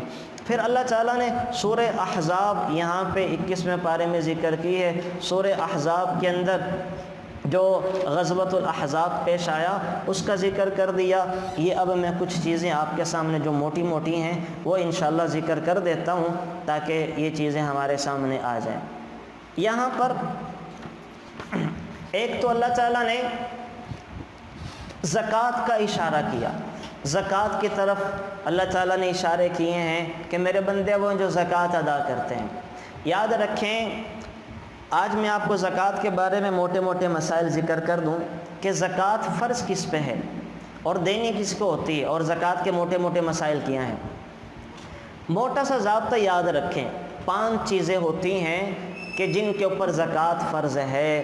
5 چیزیں ہوتی ہیں, شاید میں نے پہلے بھی ذکر کیا تھا, آج پھر دہرا دوں تاکہ یہ مسئلہ آپ کے ذہن کے اندر پختہ ہو جائے. سونے پر زکوٰۃ ہے, چاندی پر زکوٰۃ ہے, نقدی پر زکوٰۃ ہے. انویسٹمنٹ, اگر کسی نے سرمایہ کاری کی ہو, وہ مرد ہو یا عورت ہو, اس پر زکوٰۃ ہے سرمایہ کاری پر. اور وہ پیسے جو ہم نے لوگوں سے لینے ہیں ان پر بھی زکوٰۃ ہے, ان پر بھی زکوٰۃ. تو 5 قسم کے مالوں پر زکوٰۃ ہے. سونے پر, چاندی پر, نقدی پر, وہ نقدی کسی بھی شکل میں ہے, پاؤنڈز کی شکل میں, ڈالر کی شکل میں, پیسوں کی شکل میں, جس طرح بھی ہمارے پاس پڑی ہوئی اس کے اوپر زکوٰۃ ہے. اور وہ پیسے جو انویسٹمنٹ ہم نے سرمایہ کاری کی ہوئی ہے, ہم نے کسی کو بھی دیے ہوئے ہیں. بسا اوقات عورتیں بھی اپنے پیسے دے کے رکھتی ہیں کہ میرے بھائی یہ ہمارے پیسے لے کے کاروبار کریں, تو وہ پیسہ جو کاروبار میں لگا ہوا ہے اس کے اوپر بھی زکوٰۃ ہے. اور وہ پیسہ جو لوگوں کے پاس ہے اور ملنے کی امید ہے اس پر بھی زکوٰۃ ہے. آپ نے اپنی بہن کو, بھائی کو 1 لاکھ روپیہ ادھار دے دیا, آپ کو اسے 1 لاکھ کی زکوٰۃ دینی پڑے گی. ہاں اس میں پھر اختیار ہے, آپ چاہیں تو فی الفور دے دیں. اگر اس نے آپ سے 3 سال کی مہلت مانگی ہے کہ 3 سال کے بعد آپ کے پیسے واپس کروں گا, تو اب یہ اختیار ہے کہ اسی سال اپنے پیسوں کی زکوٰۃ دے دیں, یا جب وہ آپ کو پیسے واپس کر دے 3 سال کے بعد اکٹھے 3 سالوں کی زکوٰۃ ادا کر دیں. اس میں شریعت نے آپ کو اختیار دیا ہے. اچھا, ایک چیز ہو گئی, ان 5 چیزوں پر زکوٰۃ ہے. پھر اس میں سے کیا کریں گے, زکوٰۃ ادا کرتے وقت جو پیسہ آپ نے لوگوں کو دینا ہے وہ نکال دیں گے, اس کو مائنس کر دیں گے, اس کو مائنس کر کے باقی پیسوں کی زکوٰۃ ادا کریں گے. اب یہ سمجھ لیں کہ غلط فہمی یہاں پہ کیا ہے. عورتیں یہ سمجھتی ہیں کہ 7.5 تولہ کے اوپر زکوٰۃ ہے, اگر 7.5 تولہ سے کم ہو تو زکوٰۃ نہیں ہے. یاد رکھیں یہ ایک بہت بڑی غلط فہمی ہے. اگر کسی خاتون کے پاس آدھا تولے سونا ہونا اور 20,000 روپے ہوں تو ایسی عورت کے اوپر بھی زکوٰۃ فرض ہے. عورتیں یہ سمجھتی ہیں کہ 52.5 تولہ چاندی پر زکوٰۃ ہے، اس سے کم پر زکوٰۃ نہیں۔ یاد رکھیں ایسا نہیں۔ یہ کب ہے 7.5 تولے سونا 52.5 تولے چاندی؟ یہ اصل میں شروع زمانے میں صرف 2 کرنسیاں تھیں، سونا اور چاندی۔ 7.5 تولے سونا 52.5 تولے چاندی کے برابر ہوتا تھا۔ یہ 7.5 تولے سونا تھا 20 دینار۔ 20 دینار کو جب کنورٹ کیا تولوں میں تو بنا 7.5 تولہ، اور 52.5 تولہ چاندی یہ ہوتی تھی 200 درہم چاندی کے سکے۔ تو سرکار دو عالم صلی اللہ علیہ وسلم نے حکم دیا تھا کہ 200 درہم والا زکوٰۃ دے گا، 20 دینار والا زکوٰۃ دے گا، کہ 20 دینار برابر ہوتے تھے 200 درہم کے۔ تو جن کے پاس یا 200 درہم ہو جائیں یا 20 دینار ہو جائیں تو وہ زکوٰۃ ادا کریں گے، یہ ہوتا تھا۔ اب ہم نے ان کو جب کنورٹ کیا تولوں کے اندر وہ بن گئے 7.5 تولہ سونا اور 52.5 تولہ چاندی۔ لیکن جیسے جیسے انسانیت ترقی کرتی گئی، آگے بڑھتی گئی، تو ویسے ویسے سونا چاندی کی کئی شکلیں آ گئیں۔ پیسہ جو ہوتا ہے اس کے بیک پہ بھی سونا چاندی ہوتا ہے، انویسٹمنٹ کی ہوتی ہے، اور ہم نے لوگوں سے پیسے لے ہونا تو یہ بھی سارا سونا چاندی کی شکل کے اندر پیسوں کی شکل میں کنورٹ ہو گیا۔ تو 7.5 تولے کا مطلب یہ تھا اگر دنیا میں کوئی عورت اور مرد ایسا ہے کہ جس کے پاس صرف سونا ہے، باقی نہ چاندی ہے، نہ پیسے ہیں، نہ اس کی سرمایہ کاری ہے، نہ اس نے لوگوں سے پیسے لینے ہیں، اگر کوئی مرد اور عورت ایسا ہے تو اس کے اوپر پھر لازمی ہے کہ پھر 7.5 تولے سونا ہو۔ اس کے پاس اگر 7 تولے بھی ہوگا تو زکوٰۃ نہیں ہوگی۔ یعنی کوئی عورت ایسی ہے کہ جس کے پاس صرف سونا ہے 7 تولے، نہ اس کے پاس چاندی ہے، نہ اس کے پاس 1 روپیہ ہے، 1 روپیہ بھی اس کے پاس نہیں ہے، نہ اس کی سرمایہ کاری ہے، نہ ہی اس نے لوگوں سے پیسے لینے ہیں، تو پھر تو کہا جائے گا اب اس کے اوپر زکوٰۃ نہیں ہے جب تک 7.5 تولے نہ ہو جائیں۔ لیکن کوئی عورت ایسی ہے یا کوئی مرد ایسا ہے جس کے پاس یہ چیزیں تھوڑی تھوڑی ہوں، تھوڑا سا سونا ہے، تھوڑی سی چاندی ہے، تھوڑے سے پیسے ہیں، اس نے تھوڑی سی سرمایہ کاری کی ہے، لوگوں سے تھوڑے پیسے لینے ہیں، اگر یہ سب تھوڑا تھوڑا ہو تو پھر ملا کر کیا کریں گے؟ اگر یہ ساری چیزیں مل کر 52.5 تولہ چاندی کی قیمت کو پہنچ جاتی ہیں تو ایسے مرد اور عورت پر زکوٰۃ فرض ہے۔ مثلا کوئی عورت ہے، اس کے پاس آدھا تولہ زیور ہے، آدھا تولہ زیور بنا 50,000 روپے کا، چاندی کوئی نہیں ہے۔ نمبر 3 اس کے پاس 20,000 روپے ہیں۔ اب یہ 50 اور 20,000 یہ بن گئے 70,000۔ اس نے سرمایہ کاری کوئی نہیں کی ہے، اس نے اپنی بہن سے 5,000 روپے بھی لینے ہیں، یہ بن گئے 75,000، یا 5,000 کی اس نے کمیٹی جمع کروائی ہوئی ہے تو پھر بھی وہ کاؤنٹ ہوں گے، یہ بن گئے 75,000۔ تو 75,000 سونا آدھا تولہ ملا کے، 20,000 جو اس نے رکھے ہوئے تھے وہ ملا کے، 5,000 بہن سے لینے وہ ملا کے بن گئے 75,000، جو کہ 52.5 تولہ چاندی کی قیمت کو پہنچ جاتے ہیں، جو آج کل 72,000 ہے۔ تو ایسی خاتون کو بھی زکوٰۃ ادا کرنا پڑے گی، یہ بھی زکوٰۃ دے گی۔ حالانکہ ہمارے ایسی عورتیں زکوٰۃ نہیں دیتی، وہ کہتی ہیں میرے پاس تو 1 تولے سونا ہے، میرے پاس تو 2 تولے سونا ہے۔ تو 2 تولے سونا تو 52.5 تولہ چاندی کی قیمت کو پہنچ جاتا ہے، اور تھوڑے بہت پیسے تو 1 روپیہ تو کم از کم ہر کسی کے پاس ہوتا ہے۔ اگر زکوٰۃ والی تاریخ میں اس کے پاس 1 روپیہ بھی ہے تو اس کے اوپر بھی زکوٰۃ فرض ہے، زکوٰۃ فرض ہے۔ تو یاد رکھیں، اس غلط فہمی سے نکلیں، اور اس غلط فہمی سے اوروں کو بھی نکالیں۔ اور اس چکر میں کئی عورتوں نے جن کے پاس 4 5 تولے سونا تھا، ساری زندگی اپنے سونے کی زکوٰۃ ادا نہیں کی۔ یاد رکھیں، زکوٰۃ ادا نہ کرنے والوں کے بارے میں اللہ تعالیٰ بڑی سخت ڈانٹ بھی لا رہا ہے۔ اللہ تعالیٰ کہہ رہے ہیں والذین یکنزون الذہب والفضة ولا ينفقونها في سبیل اللہ فبشرهم بعذاب علیم یوم یحمى علیہا فی نار جہنم فتکوی بها جباہهم وجنوبهم وظہورهم ھذا ما کنزتم لانفسکم فذوقوا ما کنتم تکنزون۔ جو لوگ اپنے سونے چاندی کی زکوٰۃ نہیں دیتے نا، اللہ تعالیٰ ان کے سونا چاندی کو پیسوں کو قیامت کے دن کوڑا بنائیں گے، ان کو تختہ بنایا جائے گا، اسی کوڑے سے ان کے پیشانی کو داغا جائے گا، ان کے چہروں کو داغا جائے گا، پیٹھوں کو داغا جائے گا، اور مارتے ہوئے کہا جائے گا ھذا ما کنزتم لانفسکم، یہ وہ سونا چاندی ہے جس کی تم زکوٰۃ نہیں دیا کرتے تھے، اب زکوٰۃ نہ دینے کا مزہ چکھو۔ آپ علیہ الصلوۃ والسلام نے فرمایا اللہ تعالیٰ ایک گنجا سانپ زکوٰۃ نہ دینے والوں پہ مسلط کر دے گا، جس سے وہ ان کے جبڑے پکڑے گا، جبڑے پکڑ کے ڈسے گا، کاٹے گا اور کہے گا انا کنزک انا مالک، میں تمہارا خزانہ، میں تمہارا سونا چاندی، میں تمہارا زیور ہوں، اللہ تعالیٰ نے مجھے تم تک ڈسنے کے لیے مسلط کر دیا ہے۔ وہ ایک دفعہ انسان کو کاٹے گا تو انسان موم بن کر پگھل جائے گا، اللہ دوبارہ زندہ کریں گے، وہ دوبارہ ڈسے گا، کاٹے گا، انسان اس کے زہر سے پھر پگھلے گا، پھر اللہ تعالیٰ اس کو زندہ کریں گے اور مارتے رہیں گے، یہ سزا اس کو دی جاتی رہے گی۔ قارون نے کیا کیا تھا؟ اللہ تعالیٰ نے زمین میں کیوں دھسایا؟ زکوٰۃ دینے سے تو انکار کیا تھا، کہنے لگا یہ مال تو میں نے کمایا ہے، اپنی محنت سے کمایا ہے، اللہ تعالیٰ کو میں زکوٰۃ کیوں دوں؟ اللہ تعالیٰ نے اس کی اس گناہوں کی وجہ سے حسد میں مبتلا کیا، اس نے تہمتیں لگائی اور اللہ تعالیٰ نے قیامت تک کے لیے زمین میں دھسا دیا۔ تو زکوٰۃ نہ دینے کی بڑی سخت سزائیں ہیں، بڑے سخت قسم کے گناہ ہیں۔ تو جن عورتوں نے تو اپنے مالوں کی زکوٰۃ نہیں دی سابقہ میں، وہ اپنے مالوں کی زکوٰۃ ادا کرنا شروع کریں، تھوڑی تھوڑی ادا کرنا شروع کر دیں۔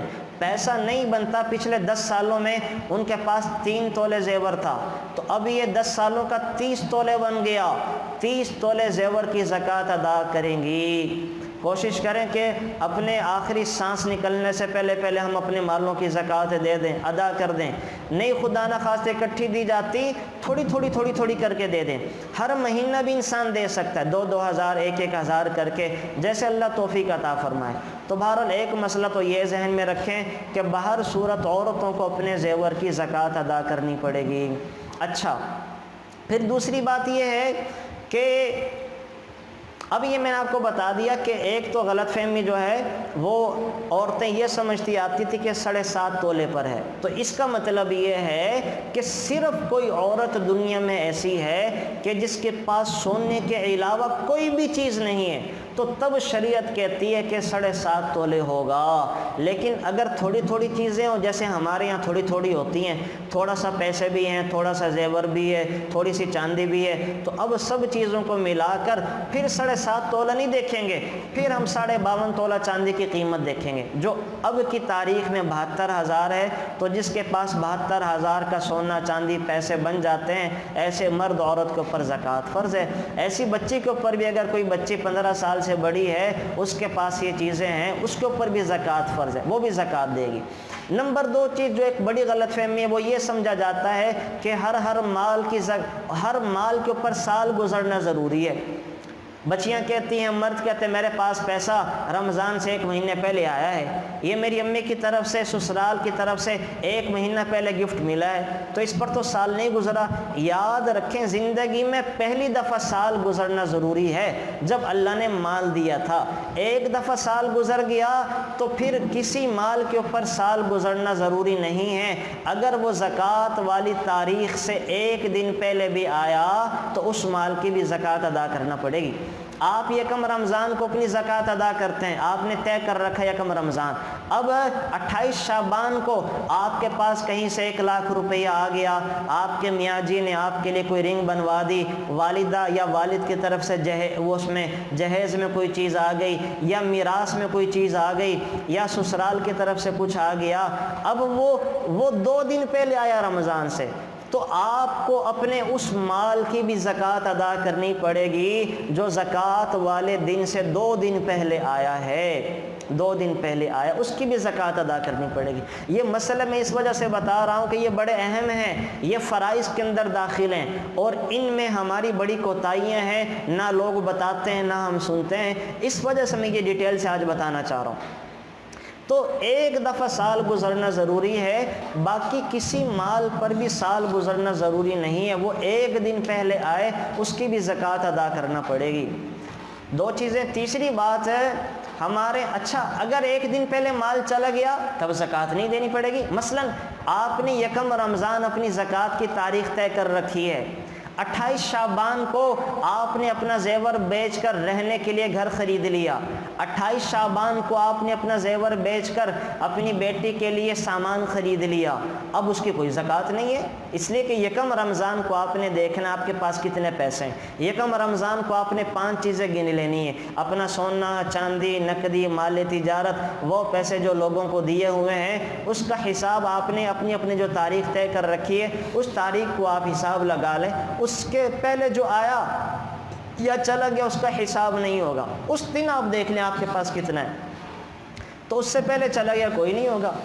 پھر ایک غلط فہمی جو ہمارے ہاں رائج ہے وہ ہم نے رمضان کو زکوٰۃ والا مہینہ سمجھ لیا، حالانکہ رمضان زکوٰۃ والا مہینہ نہیں ہے، یہ ہر مرد عورت کی الگ الگ تاریخ ہوتی ہے، زکوٰۃ ان پر کب فرض ہوئی؟ عام طور پہ بچیوں پہ عورتوں پہ زکوٰۃ فرض ہوتی ہے جس دن ان کی شادی ہوتی ہے، شادی والے دن ان کے پاس سسرال کی طرف سے بھی زیور آتا ہے، اپنے گھر والوں کی طرف سے بھی آتا ہے، پیسے بھی ہوتے ہیں، تو اسی دن وہ صاحب نصاب بن جاتی ہیں۔ اب رمضان میں تو ہمارے یہاں شادیاں ہوتی نہیں ہیں، شادیاں تو ہوتی ہیں ہمارے یہاں سردیوں کے مہینوں میں، جنوری فروریوں میں، دسمبر میں، اور ہم زکوٰۃ کا انتظار کرتے ہیں رمضان کے مہینے کا، حالانکہ صاحب نصاب بچیاں میں نے کیا کہا کہ بنتی ہیں جس دن ان کی شادیاں ہوتی ہیں، یا آج کل بچیاں جاب بھی کرتی ہیں، وہ جاب میں سے پیسے جمع کرتے کرتے کرتے جس دن بچی کے اکاؤنٹ میں 72,000 روپے ہو گئے اس دن وہ بچی صاحب نصاب بن گئی، اس کے اوپر زکوٰۃ فرض ہو گئی، یا جس دن بچی نے وہ اپنے اس کے پاس ایک آدھا تولے کی بھائیوں نے والدہ نے رنگ بنوا دی، سپوز وہ بنی 50,000 کی، اس نے جاب شروع کر دی، اب جاب شروع کی ہے تو اس کے پاس سیلری پہلے آئی 10,000 وہ کھا پی گئی، اگلی سیلری آئی 10,000 اس نے 5,000 بچا لیے، 3-4 سیلریوں میں اس کے پاس 25,000 جمع ہو گئے، تو جس دن اس کے پاس یہ 25,000 پلس اس کی 50,000 کی جویلری، اور وہ سپوز جا کے ہوئے مارچ کے مہینے میں، تو مارچ کا مہینہ اس کی زکوٰۃ کی ادا کرنے کا مہینہ ہے، ایسی خاتون اور بچی کو چاہیے کہ ہر سال مارچ میں اپنی زکوٰۃ ادا کرے، لیکن چونکہ ہم یہ بھول جاتے ہیں یا ہمیں مسئلے کا علم نہیں تھا تو ہم نے پھر وہ رمضان کے مہینے کو اپنی زکوٰۃ والا مہینہ طے کر لیا، تو چلیں کوئی حرج کی بات نہیں ہے، نقصان یہ اس میں لازم آتا کہ خدا نہ خواستہ ہم نے اگر رمضان والے مہینے کا انتظار کیا اور زکوٰۃ پہلے فرض تھی، اسی حالت میں ہمارا انتقال ہو گیا تو ہم اللہ تعالیٰ کے ہاں بغیر زکوٰۃ ادا کیے چلے جائیں گے، تو یہ مسئلہ پیدا ہو سکتا ہے۔ اس وجہ سے کوشش تو یہ کریں کہ جو آپ کی تاریخ جب اللہ نے آپ کو صاحب نصاب بنایا، مالدار بنایا، اسی مہینے میں زکوٰۃ ادا کریں، رمضان کا انتظار نہ کریں، لیکن چونکہ اب ہم نے عادت بنا لی ہے رمضان کی،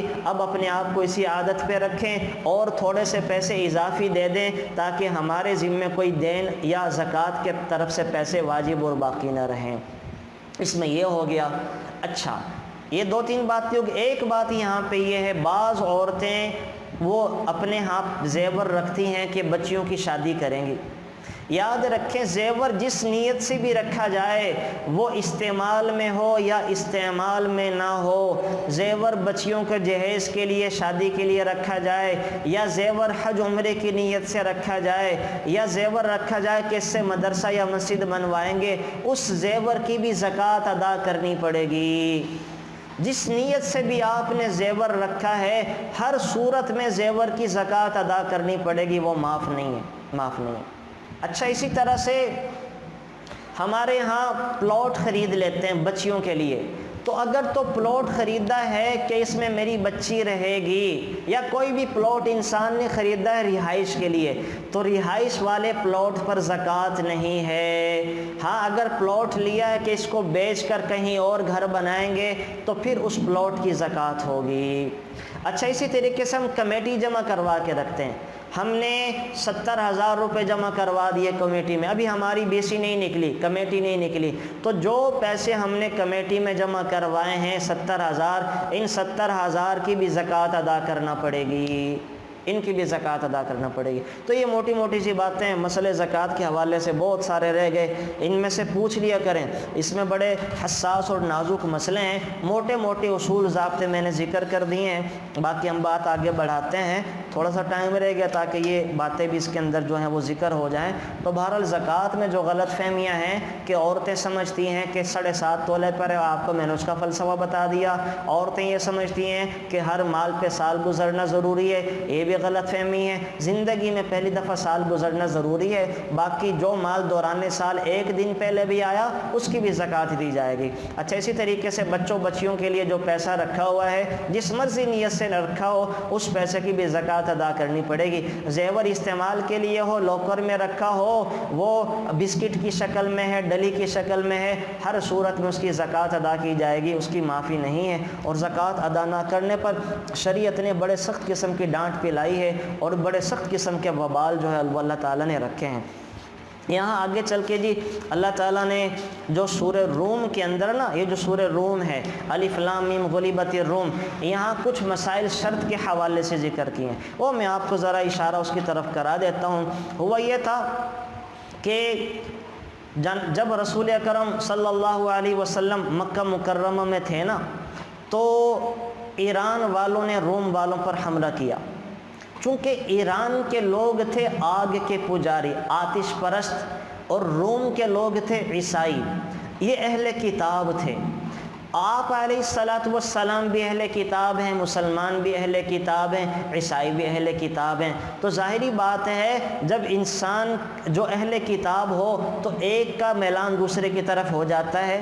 مشرکین راضی تھے ایرانیوں سے کہ یہ بھی ہماری طرح بتوں کی پوجا کرتے ہیں، آگ کے پجاری ہیں، تو روم والوں نے ایران والوں نے روم والوں کو شکست دے دی، ایران والے فتح کرتے گئے، تو مشرکین مکہ خوش ہوتے تھے اور مسلمانوں کو تانے دیا کرتے تھے، کہا کرتے تھے کہ جیسے وہ ایران والے رومیوں پر غالب آ گئے ہیں اور وہ ایران والے آگ کے پجاری ہیں اور اہل کتاب پر غالب آ رہے ہیں، ایسے ہم بھی مکہ کے لوگ تم مسلمانوں پر غالب آئیں گے، ہم تمہیں نہیں چھوڑیں گے۔ مسلمان بڑے پریشان ہوتے تھے کہ ہم بھی اہل کتاب، روم والے بھی اہل کتاب، ہم شکست کھا رہے ہیں، وہ بھی شکست کھا رہے ہیں، تو کہیں ایسا ہو نہ جائے۔ اللہ تعالیٰ نے آیتیں اتار دیں، الف لام میم غلبت الروم فی ادنی الارض وهم من بعد غلبهم سیغلبون، ایک دن آئے گا ان قریب ہی روم والے ایران والوں پر غالب آ جائیں گے، تو جیسے روم والے ایران والوں پر غالب آئیں گے ایسے ہی یہ مسلمان مکہ مکرمہ کے مشرکین کے غالب آ جائیں گے۔ تو جب یہ بات ہوئی تو مشرکین مکہ وہ بڑے پریشان ہوئے اور آپے سے باہر ہو کے کہنے لگے کہ ہم یہ جھوٹی باتیں نہیں مانتے۔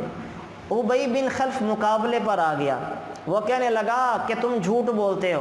ابو بکر صدیق نے کہا اللہ کی قسم مسلمان بھی غالب آ کے رہیں گے تم پر، جیسے تھوڑے سالوں میں روم والے اہل کتاب عیسائی یہ آگ کے پجاریوں پر غالب آئیں گے۔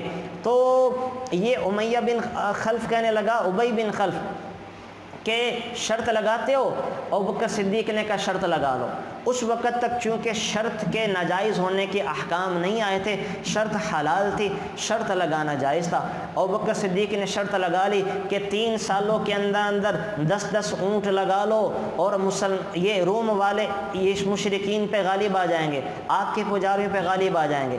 ابو بکر صدیق شرط لگا کے آگے آ کر رسول اللہ سے ذکر کیا کہ میں نے ابی بن خلف کے ساتھ 10 اونٹوں کی شرط لگا لی ہے کہ 3 سالوں میں روم والے یہ ایران والوں پہ غالب آ جائیں گے۔ آپ علیہ السلام نے فرمایا دیکھو بھائی، یہ جو اللہ تعالیٰ نے کہا ہے فی بضع سنین، اس سے 3 سال مراد نہیں ہے، 3 سے لے کے 10 سال تک مراد لیے جا سکتے ہیں۔ یہاں آپ کو یہ بات بھی ذکر کرتا چلوں، دیکھیں ابو بکر صدیق اس آیت کا مطلب یہ سمجھے 3 سال، جبکہ رسول اللہ بتا رہے ہیں کہ نہیں 3 سال مراد نہیں ہے، 3 سے لے کے 9 سال، کسی بھی سال اللہ تعالیٰ روم والوں کو فتح یاب کر سکتا ہے۔ آپ جا کر امیہ بن خلف سے کہیں کہ ایسا کرتے شرط کی مدت بھی بڑھا لیں اور شرط کی مقدار کی تعداد بھی 100 اونٹ کر لیتے ہیں اور 9 سال کر لیتے ہیں۔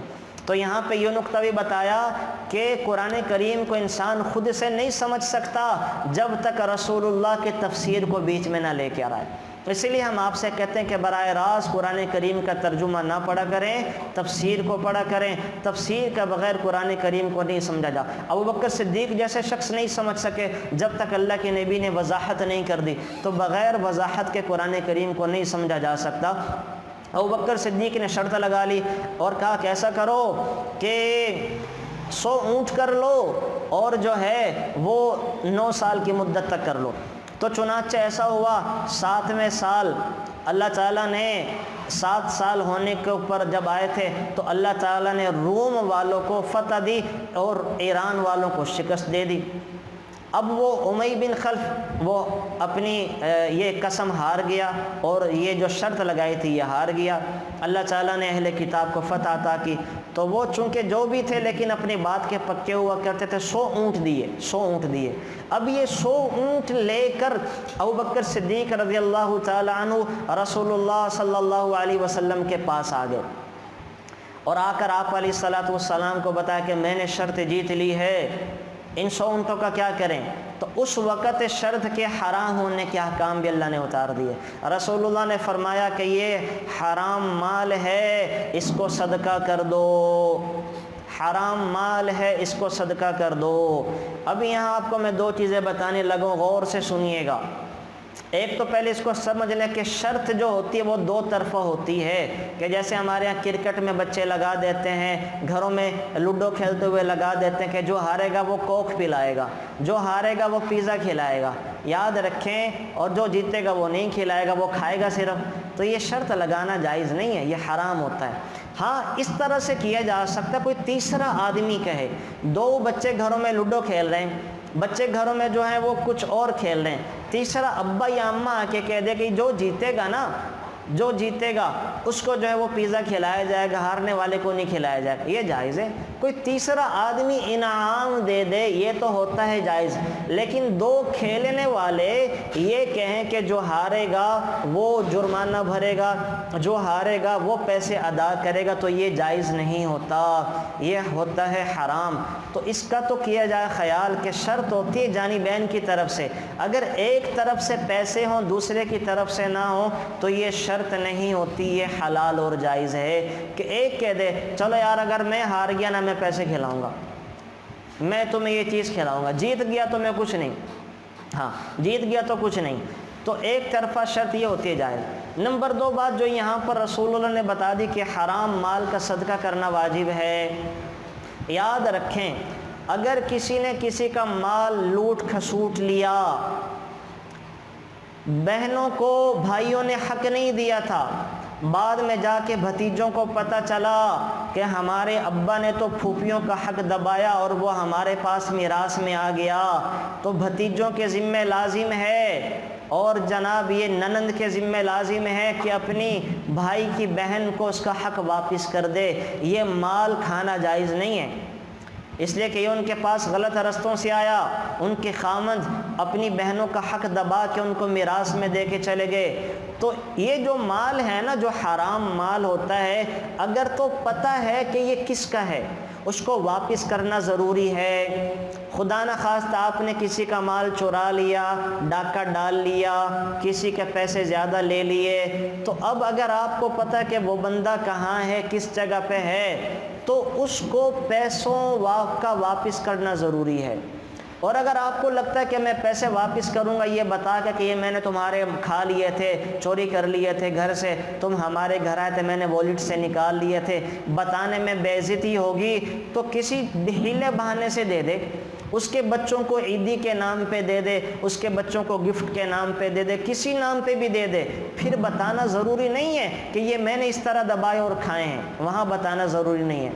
2 باتیں۔ تیسری بات، اگر تو انسان کے پاس حرام کا پیسہ آ جائے اور اس کو پتہ نہ ہو یہ ہے کس کا، یا اس نے کسی کا پیسہ دبایا تھا کھایا تھا، وہ بندہ غائب ہو گیا، وہ بندہ ہی چلا گیا، پتہ ہی نہیں ہے کہاں پہ چلا گیا، اور اب اس کو اللہ نے توبہ کی توفیق دی، پیسے واپس کرنا چاہتا ہے، تو اب کیا کرے؟ اسی طریقے سے کسی کو راستے میں چلتے پیسے مل گئے، وہ پیسے راستے سے اٹھا لیے، اب ان پیسوں کا کیا کرے؟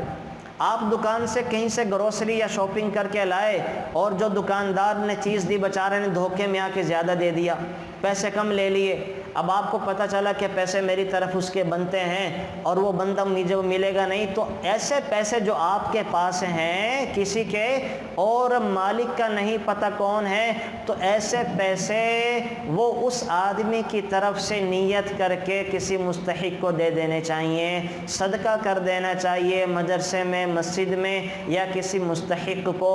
اب کیا ہوگا جب آپ نے اس کی طرف سے نیت کر کے صدقہ کر دیا، جب وہ قیامت کے دن اللہ کے دربار میں مقدمہ دائر کرے گا، یا اللہ یہ میرے پیسے گمے تھے، اس نے اٹھا لیے، زیادہ پیسے لے گیا، میرا مال دبا گیا، تو آپ کہہ دیں گے اللہ میں نے اس کی طرف سے ثواب کی نیت سے صدقہ کر دیے تھے، اور آپ جو ہے وہ میری ساری ویڈیو اٹھا کے دیکھ لیں، اللہ تعالیٰ ساری چیزیں کھول دے گا، تو اس آدمی کو بھی اجر ملے گا، صدقہ کرنے والے کو بھی اجر و ثواب مل جائے گا۔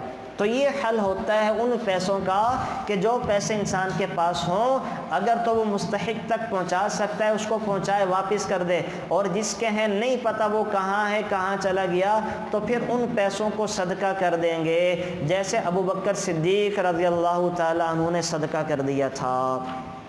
تو یہاں پہ جو ہے وہ یہ موٹی موٹی باتیں میں نے آپ کو بتا دی کہ ابو بکر صدیق نے کیا کیا، اور سورۃ الروم میں اللہ تعالیٰ نے مسلمانوں کو فتح یاب کرنے کے بارے میں وعدہ کر لیا تھا۔ تو جیسے روم والے ایران والوں پر غالب آ گئے تھے، تو سن 6 ہجری میں مسلمان بھی مشرکین مکہ پہ غالب آ گئے، 5 ہجری میں عیسائی ایرانیوں پر غالب آئے، 6 ہجری میں مسلمان مکہ مکرمہ کے مشرکین پہ غالب آ گئے تھے۔ اللہ تعالیٰ نے اس طرح سے وعدہ پورے کر کے دیا۔ آگے اللہ تعالیٰ بتا رہے ہیں فطرت اللہ التی فطر الناس علیہ لا تبدیل لخلق اللہ، اللہ تعالیٰ نے انسان کی فطرت میں دین رکھا ہے، اگر یہ دین کے خلاف چلے گا فطرت انتقام لے گی۔ دیکھیں جو مشینری جیسی سی بنائی جائے، اگر اس کو اس کے حساب سے چلائیں تو وہ کام کرے گی، نہیں چلائیں تو کام نہیں کرے گی۔ ایسی یہ زیادہ بجلی استعمال کرتا ہے، اگر آپ ایسی کو جو ہے وہ اس پہ یو پی ایس پہ چلائیں تو نہیں چلے گا، آپ استری کو یو پی ایس پہ چلائیں تو وہ اس کو سڑا دے گا۔ کیوں؟ یو پی ایس کی فطرت اور ہے، استری کی فطرت اور ہے۔ اللہ تعالیٰ نے جو انسان کی مشینری بنائی ہے، ہماری مشینری، اس کی فطرت میں دین رکھا ہے، ہمارے خمیر میں اللہ نے دین پہ چلنا رکھا ہے۔ تو جو انسان وہ مسلمان ہے یا کافر ہے، اگر وہ دین پہ نہیں چلے گا اس کی مشینری ڈسٹرب رہے گی، اس کی روح پریشان رہے گی، وہ بے چین رہے گا، بے قرار رہے گا، بے سکونی کے عالم میں رہے گا، لاکھوں کے بستر پر نیند نہیں آئے گی، اولاد ہوگی تو فرما بردار نہیں ہوگی، بیویاں اور خامد ہوگے تو وفادار نہیں ہوں گے، پیسہ ہوگا تو اچھے سے استعمال نہیں کر سکے گا، خاندان ہوگا تو عزت نہیں ہوگی۔ کیوں؟ کہ وہ اس نے اپنی مشینری کو فطرت کے خلاف چلایا، دین کے خلاف چلایا، تو فطرت نے اس سے انتقام لیا۔ تو اللہ تعالیٰ کہہ رہے ہیں کہ میں نے انسان کی فطرت میں دین رکھا ہے، اگر یہ دین پہ نہیں چلے گا میں اس سے انتقام لوں گا، اس کو فساد میں مبتلا، اس کو پریشانیوں میں، الجھنوں میں اور مصیبتوں میں مبتلا کر دوں گا۔ تو ایک ہی رستہ ہے سکون کا، ایک ہی رستہ ہے دنیا میں اطمینان اور امن کا، وہ یہ ہے کہ ہم فطرت پہ چلیں، فطرت پر آ جائیں۔ دیکھیں اللہ تعالیٰ نے ہماری فطرت میں کیا بنایا ہے، رات کو سونا، دن کو جاگنا، دن کو کام کرنا۔ ہم نے فطرت کے خلاف شروع کر دیا، راتوں کو جاگتے ہیں، دنوں میں سوتے ہیں، تو فطرت نے ہم سے انتقام لیا، فطرت نے ہمارے معدے خراب کر دیے، فطرت نے ہمیں بیمار کر دیا، فطرت نے ہمیں وقت سے پہلے بوڑھا کر دیا۔ کیوں؟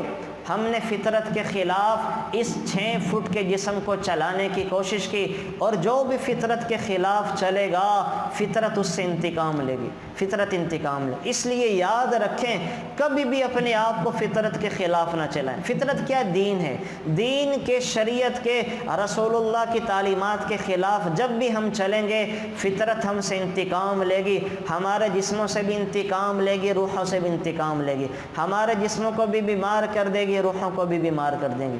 آپ دیکھیں گاؤں دیہات کے بوڑھے بوڑھے فجر میں اٹھتے ہیں، 80 سال کے اندر صحیح تندرست ہوتے ہیں، ہم فجر میں سوئے رہتے ہیں کہ سائنس نے بھی ثابت کر دیا، رات کو ہمارے ہارمونز ہمیں کہتے ہیں جسم کے ہمیں سلاؤ سلاؤ سلاؤ سلاؤ، آرام دو، ہم کہتے ہیں نہیں جاگو، کھیلو، صبح کو سوئیں گے، ابھی تو جاگنے کا وقت ہے، گپ شپ کا وقت ہے۔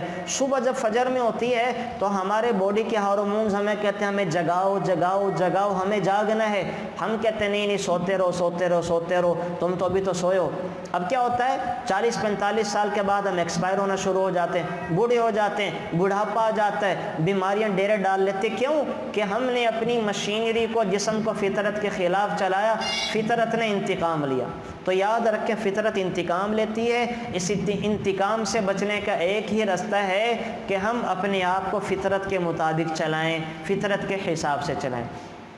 آگے چل کر اللہ تعالیٰ بتا رہے ہیں ظہر الفساد فی البر والبحر بما کسبت ایدی الناس, کہ زمین کے اندر جو بحر و بر کے اندر فساد پھیلا ہے یہ سارا کچھ انسان کا کیا دھرا ہے, سب انسان کے کرتوت ہیں, انسان کی حرکتیں اور اعمال ہیں.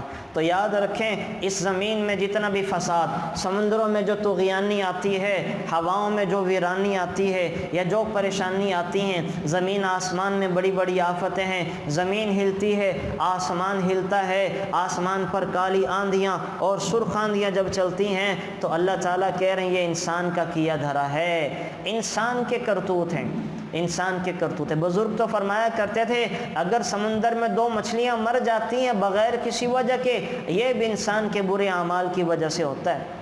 تو یاد رکھیں انسان کی بدعملیاں, اللہ کے نبی نے فرمایا اگر کوئی انسان نیکی کرتا ہے 7ویں نسل تک اس نیکی کا اثر جاتا ہے, اگر کوئی انسان برائی کرتا ہے 7ویں نسل کے پوتوں پوتیوں کو اس برائی کا اثر بھگتنا پڑتا ہے. تو اتنا اثر ہوتا ہے نیکی کو اور برائی کا. اور میں نے عرض کہا کہ اللہ تعالیٰ خود قرآن کریم میں فرما رہے ہیں کہ ظہر الفساد فی البر والبحر بما کسبت ایدی الناس, یہ جو زمین و آسمان کا فساد ہے, یہ جو بحر و بر کا فساد ہے, یہ سب انسان کا کیا دھرا ہے, سب انسان کے اپنے کرتوتوں اور حرکتوں کی وجہ سے ہے. تو یہ موٹی سی آیت یاد رکھیں کہ لوگوں پر تبصرہ نہ کریں.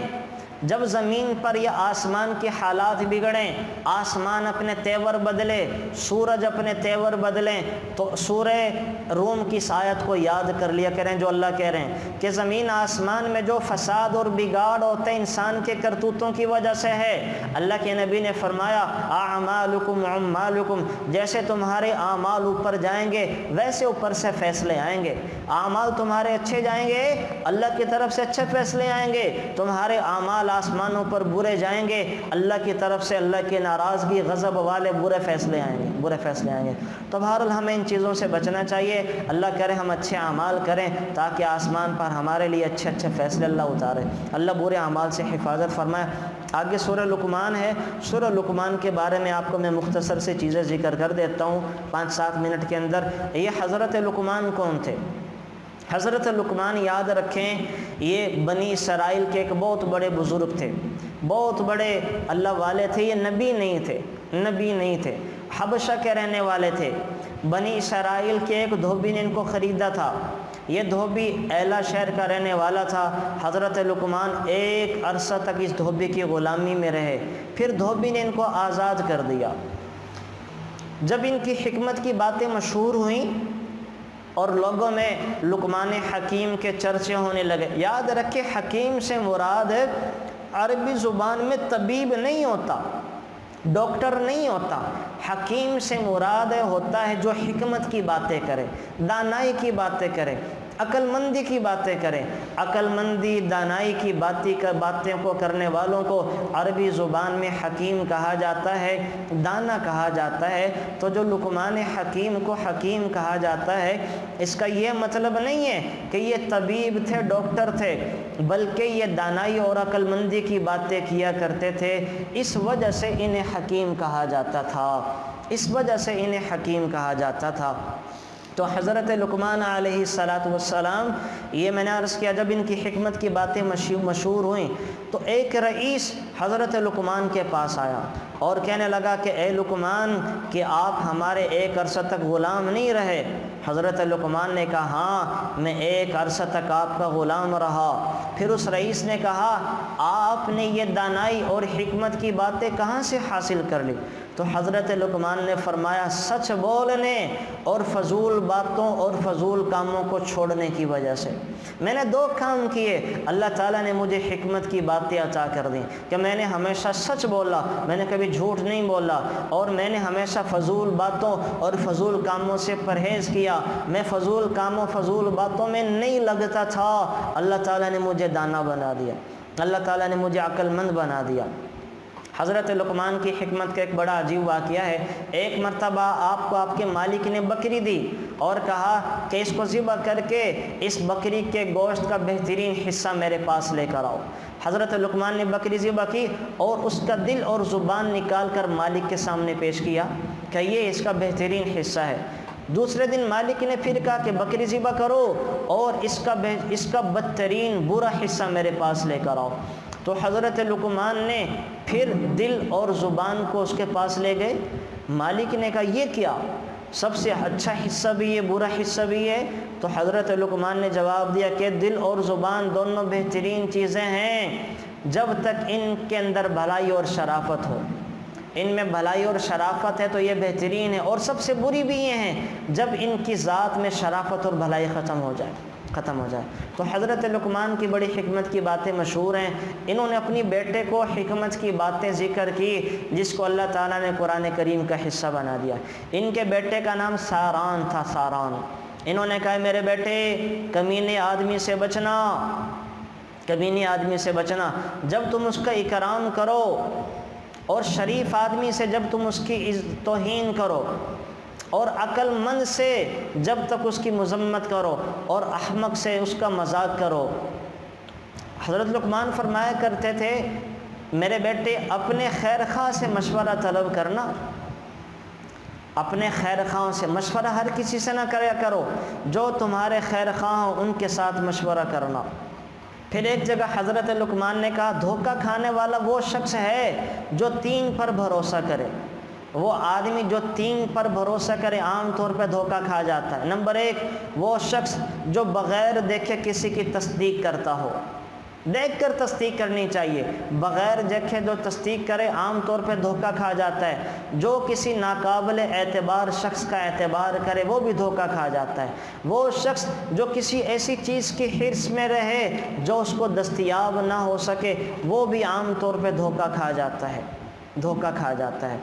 और कई चीज़ें हज़रत लुकमान अलैहिस्सलातु वस्सलाम की जो वसीयत हैं, यहाँ जो अल्लाह ताला ने जो कुरान करीम के अंदर ज़िक्र की है वो मैं आपको इशारा कर देता हूँ कि अल्लाह ताला ने बहुत सारी बातें बहरहाल हयातुल हैवान में अल्लामा दमीरी रहमतुल्लाह अलैह ने बहुत सारी बातें ज़िक्र की हुई हैं हज़रत लुकमान के हवाले से। जो अल्लाह ताला ने ज़िक्र की वो क्या हैं? अल्लाह ताला ने कहा हज़रत लुकमान जो बेटे से नसीहत कर रहे हैं कि अपने वालिदैन के साथ अच्छा सलूक करना। ये तुझे पेट में उठा के रखते हैं, तेरे लिए मुशक्क़तें बर्दाश्त करते हैं, 9 माह तक माँ तुझे पेट में उठा के रखती है, अपने आप को भूल जाती है, तो अपने माँ बाप के एहसान को अदा करना। हाँ, अगर ये तुझे शिर्क का कहें फिर इनकी इताअत ना करना, ये अल्लाह की नाफरमानी का कहें फिर इनकी बात ना मानना, फर्मा बरदारी में इनकी बात को जहाँ तक हो सके मानना। ए मेरे बेटे किसी नेकी को भी हकीर ना समझना, अल्लाह ताला तेरी छोटी से छोटी नेकी को भी दिखाएगा। किसी बुराई को भी छोटा ना समझना, अगर तू छोटी सी बुराई भी करता है अल्लाह उसको भी सबके सामने जाहिर कर देगा। ए मेरे बेटे नमाज का अहतमाम करना, अच्छे कामों का हुक्म देना, बुरे कामों से बचना, सब्र करते रहना, ज़मीन पर तकब्बुर के साथ न चलना, ज़मीन में तकब्बुर के साथ न चलना कि अल्लाह तकब्बुर करने वालों को पसंद नहीं करता। अपनी आवाज़ को पस्त रखना, दरमियान में रखना कि अल्लाह आवाज़ को पस्त रखने वालों को अल्लाह पसंद करता है। तो यहाँ पर अल्लाह ताला ये चीज़ें सूरह लुकमान के अंदर ज़िक्र कर रहे हैं। और फिर आखिर में जो मैंने आपसे कहा था कि अल्लाह ताला ने सूरह लुकमान के आखिर में मफातिहुल गैब, गैब की बातें बताई हैं, गैब की चीज़ों का ज़िक्र कर दिया है। तो ये बड़ी अहम और बड़ी अहम किस्म की नसीहतें हैं कि 5 चीज़ें जो अल्लाह ताला ने गैब के बारे में बताई थी, ये मैंने आपको भी ज़िक्र कर दी थी। तो सूरह लुकमान में जो हज़रत लुकमान की नसीहतें हैं ये आप हयातुल हैवान में जाके या तफसीर में जाके बड़ी डिटेल के साथ देख सकती हैं। फिर ये आगे चल के सूरतुल अहज़ाब है, इस बारे में इसमें जो ग़ज़वा अहज़ाब के बारे में ज़िक्र कर रहे हैं, इंशाअल्लाह चले ग़ज़वा अहज़ाब के बारे में जो कल 22वें पारे में भी चूँकि अल्लाह ताला ने इसका ज़िक्र किया है वहाँ ये चीज़ें मैं इंशाअल्लाह चलकर कल ज़िक्र कर दूँगा। Thanks for watching. Please subscribe, like, share Mufti Sufyan.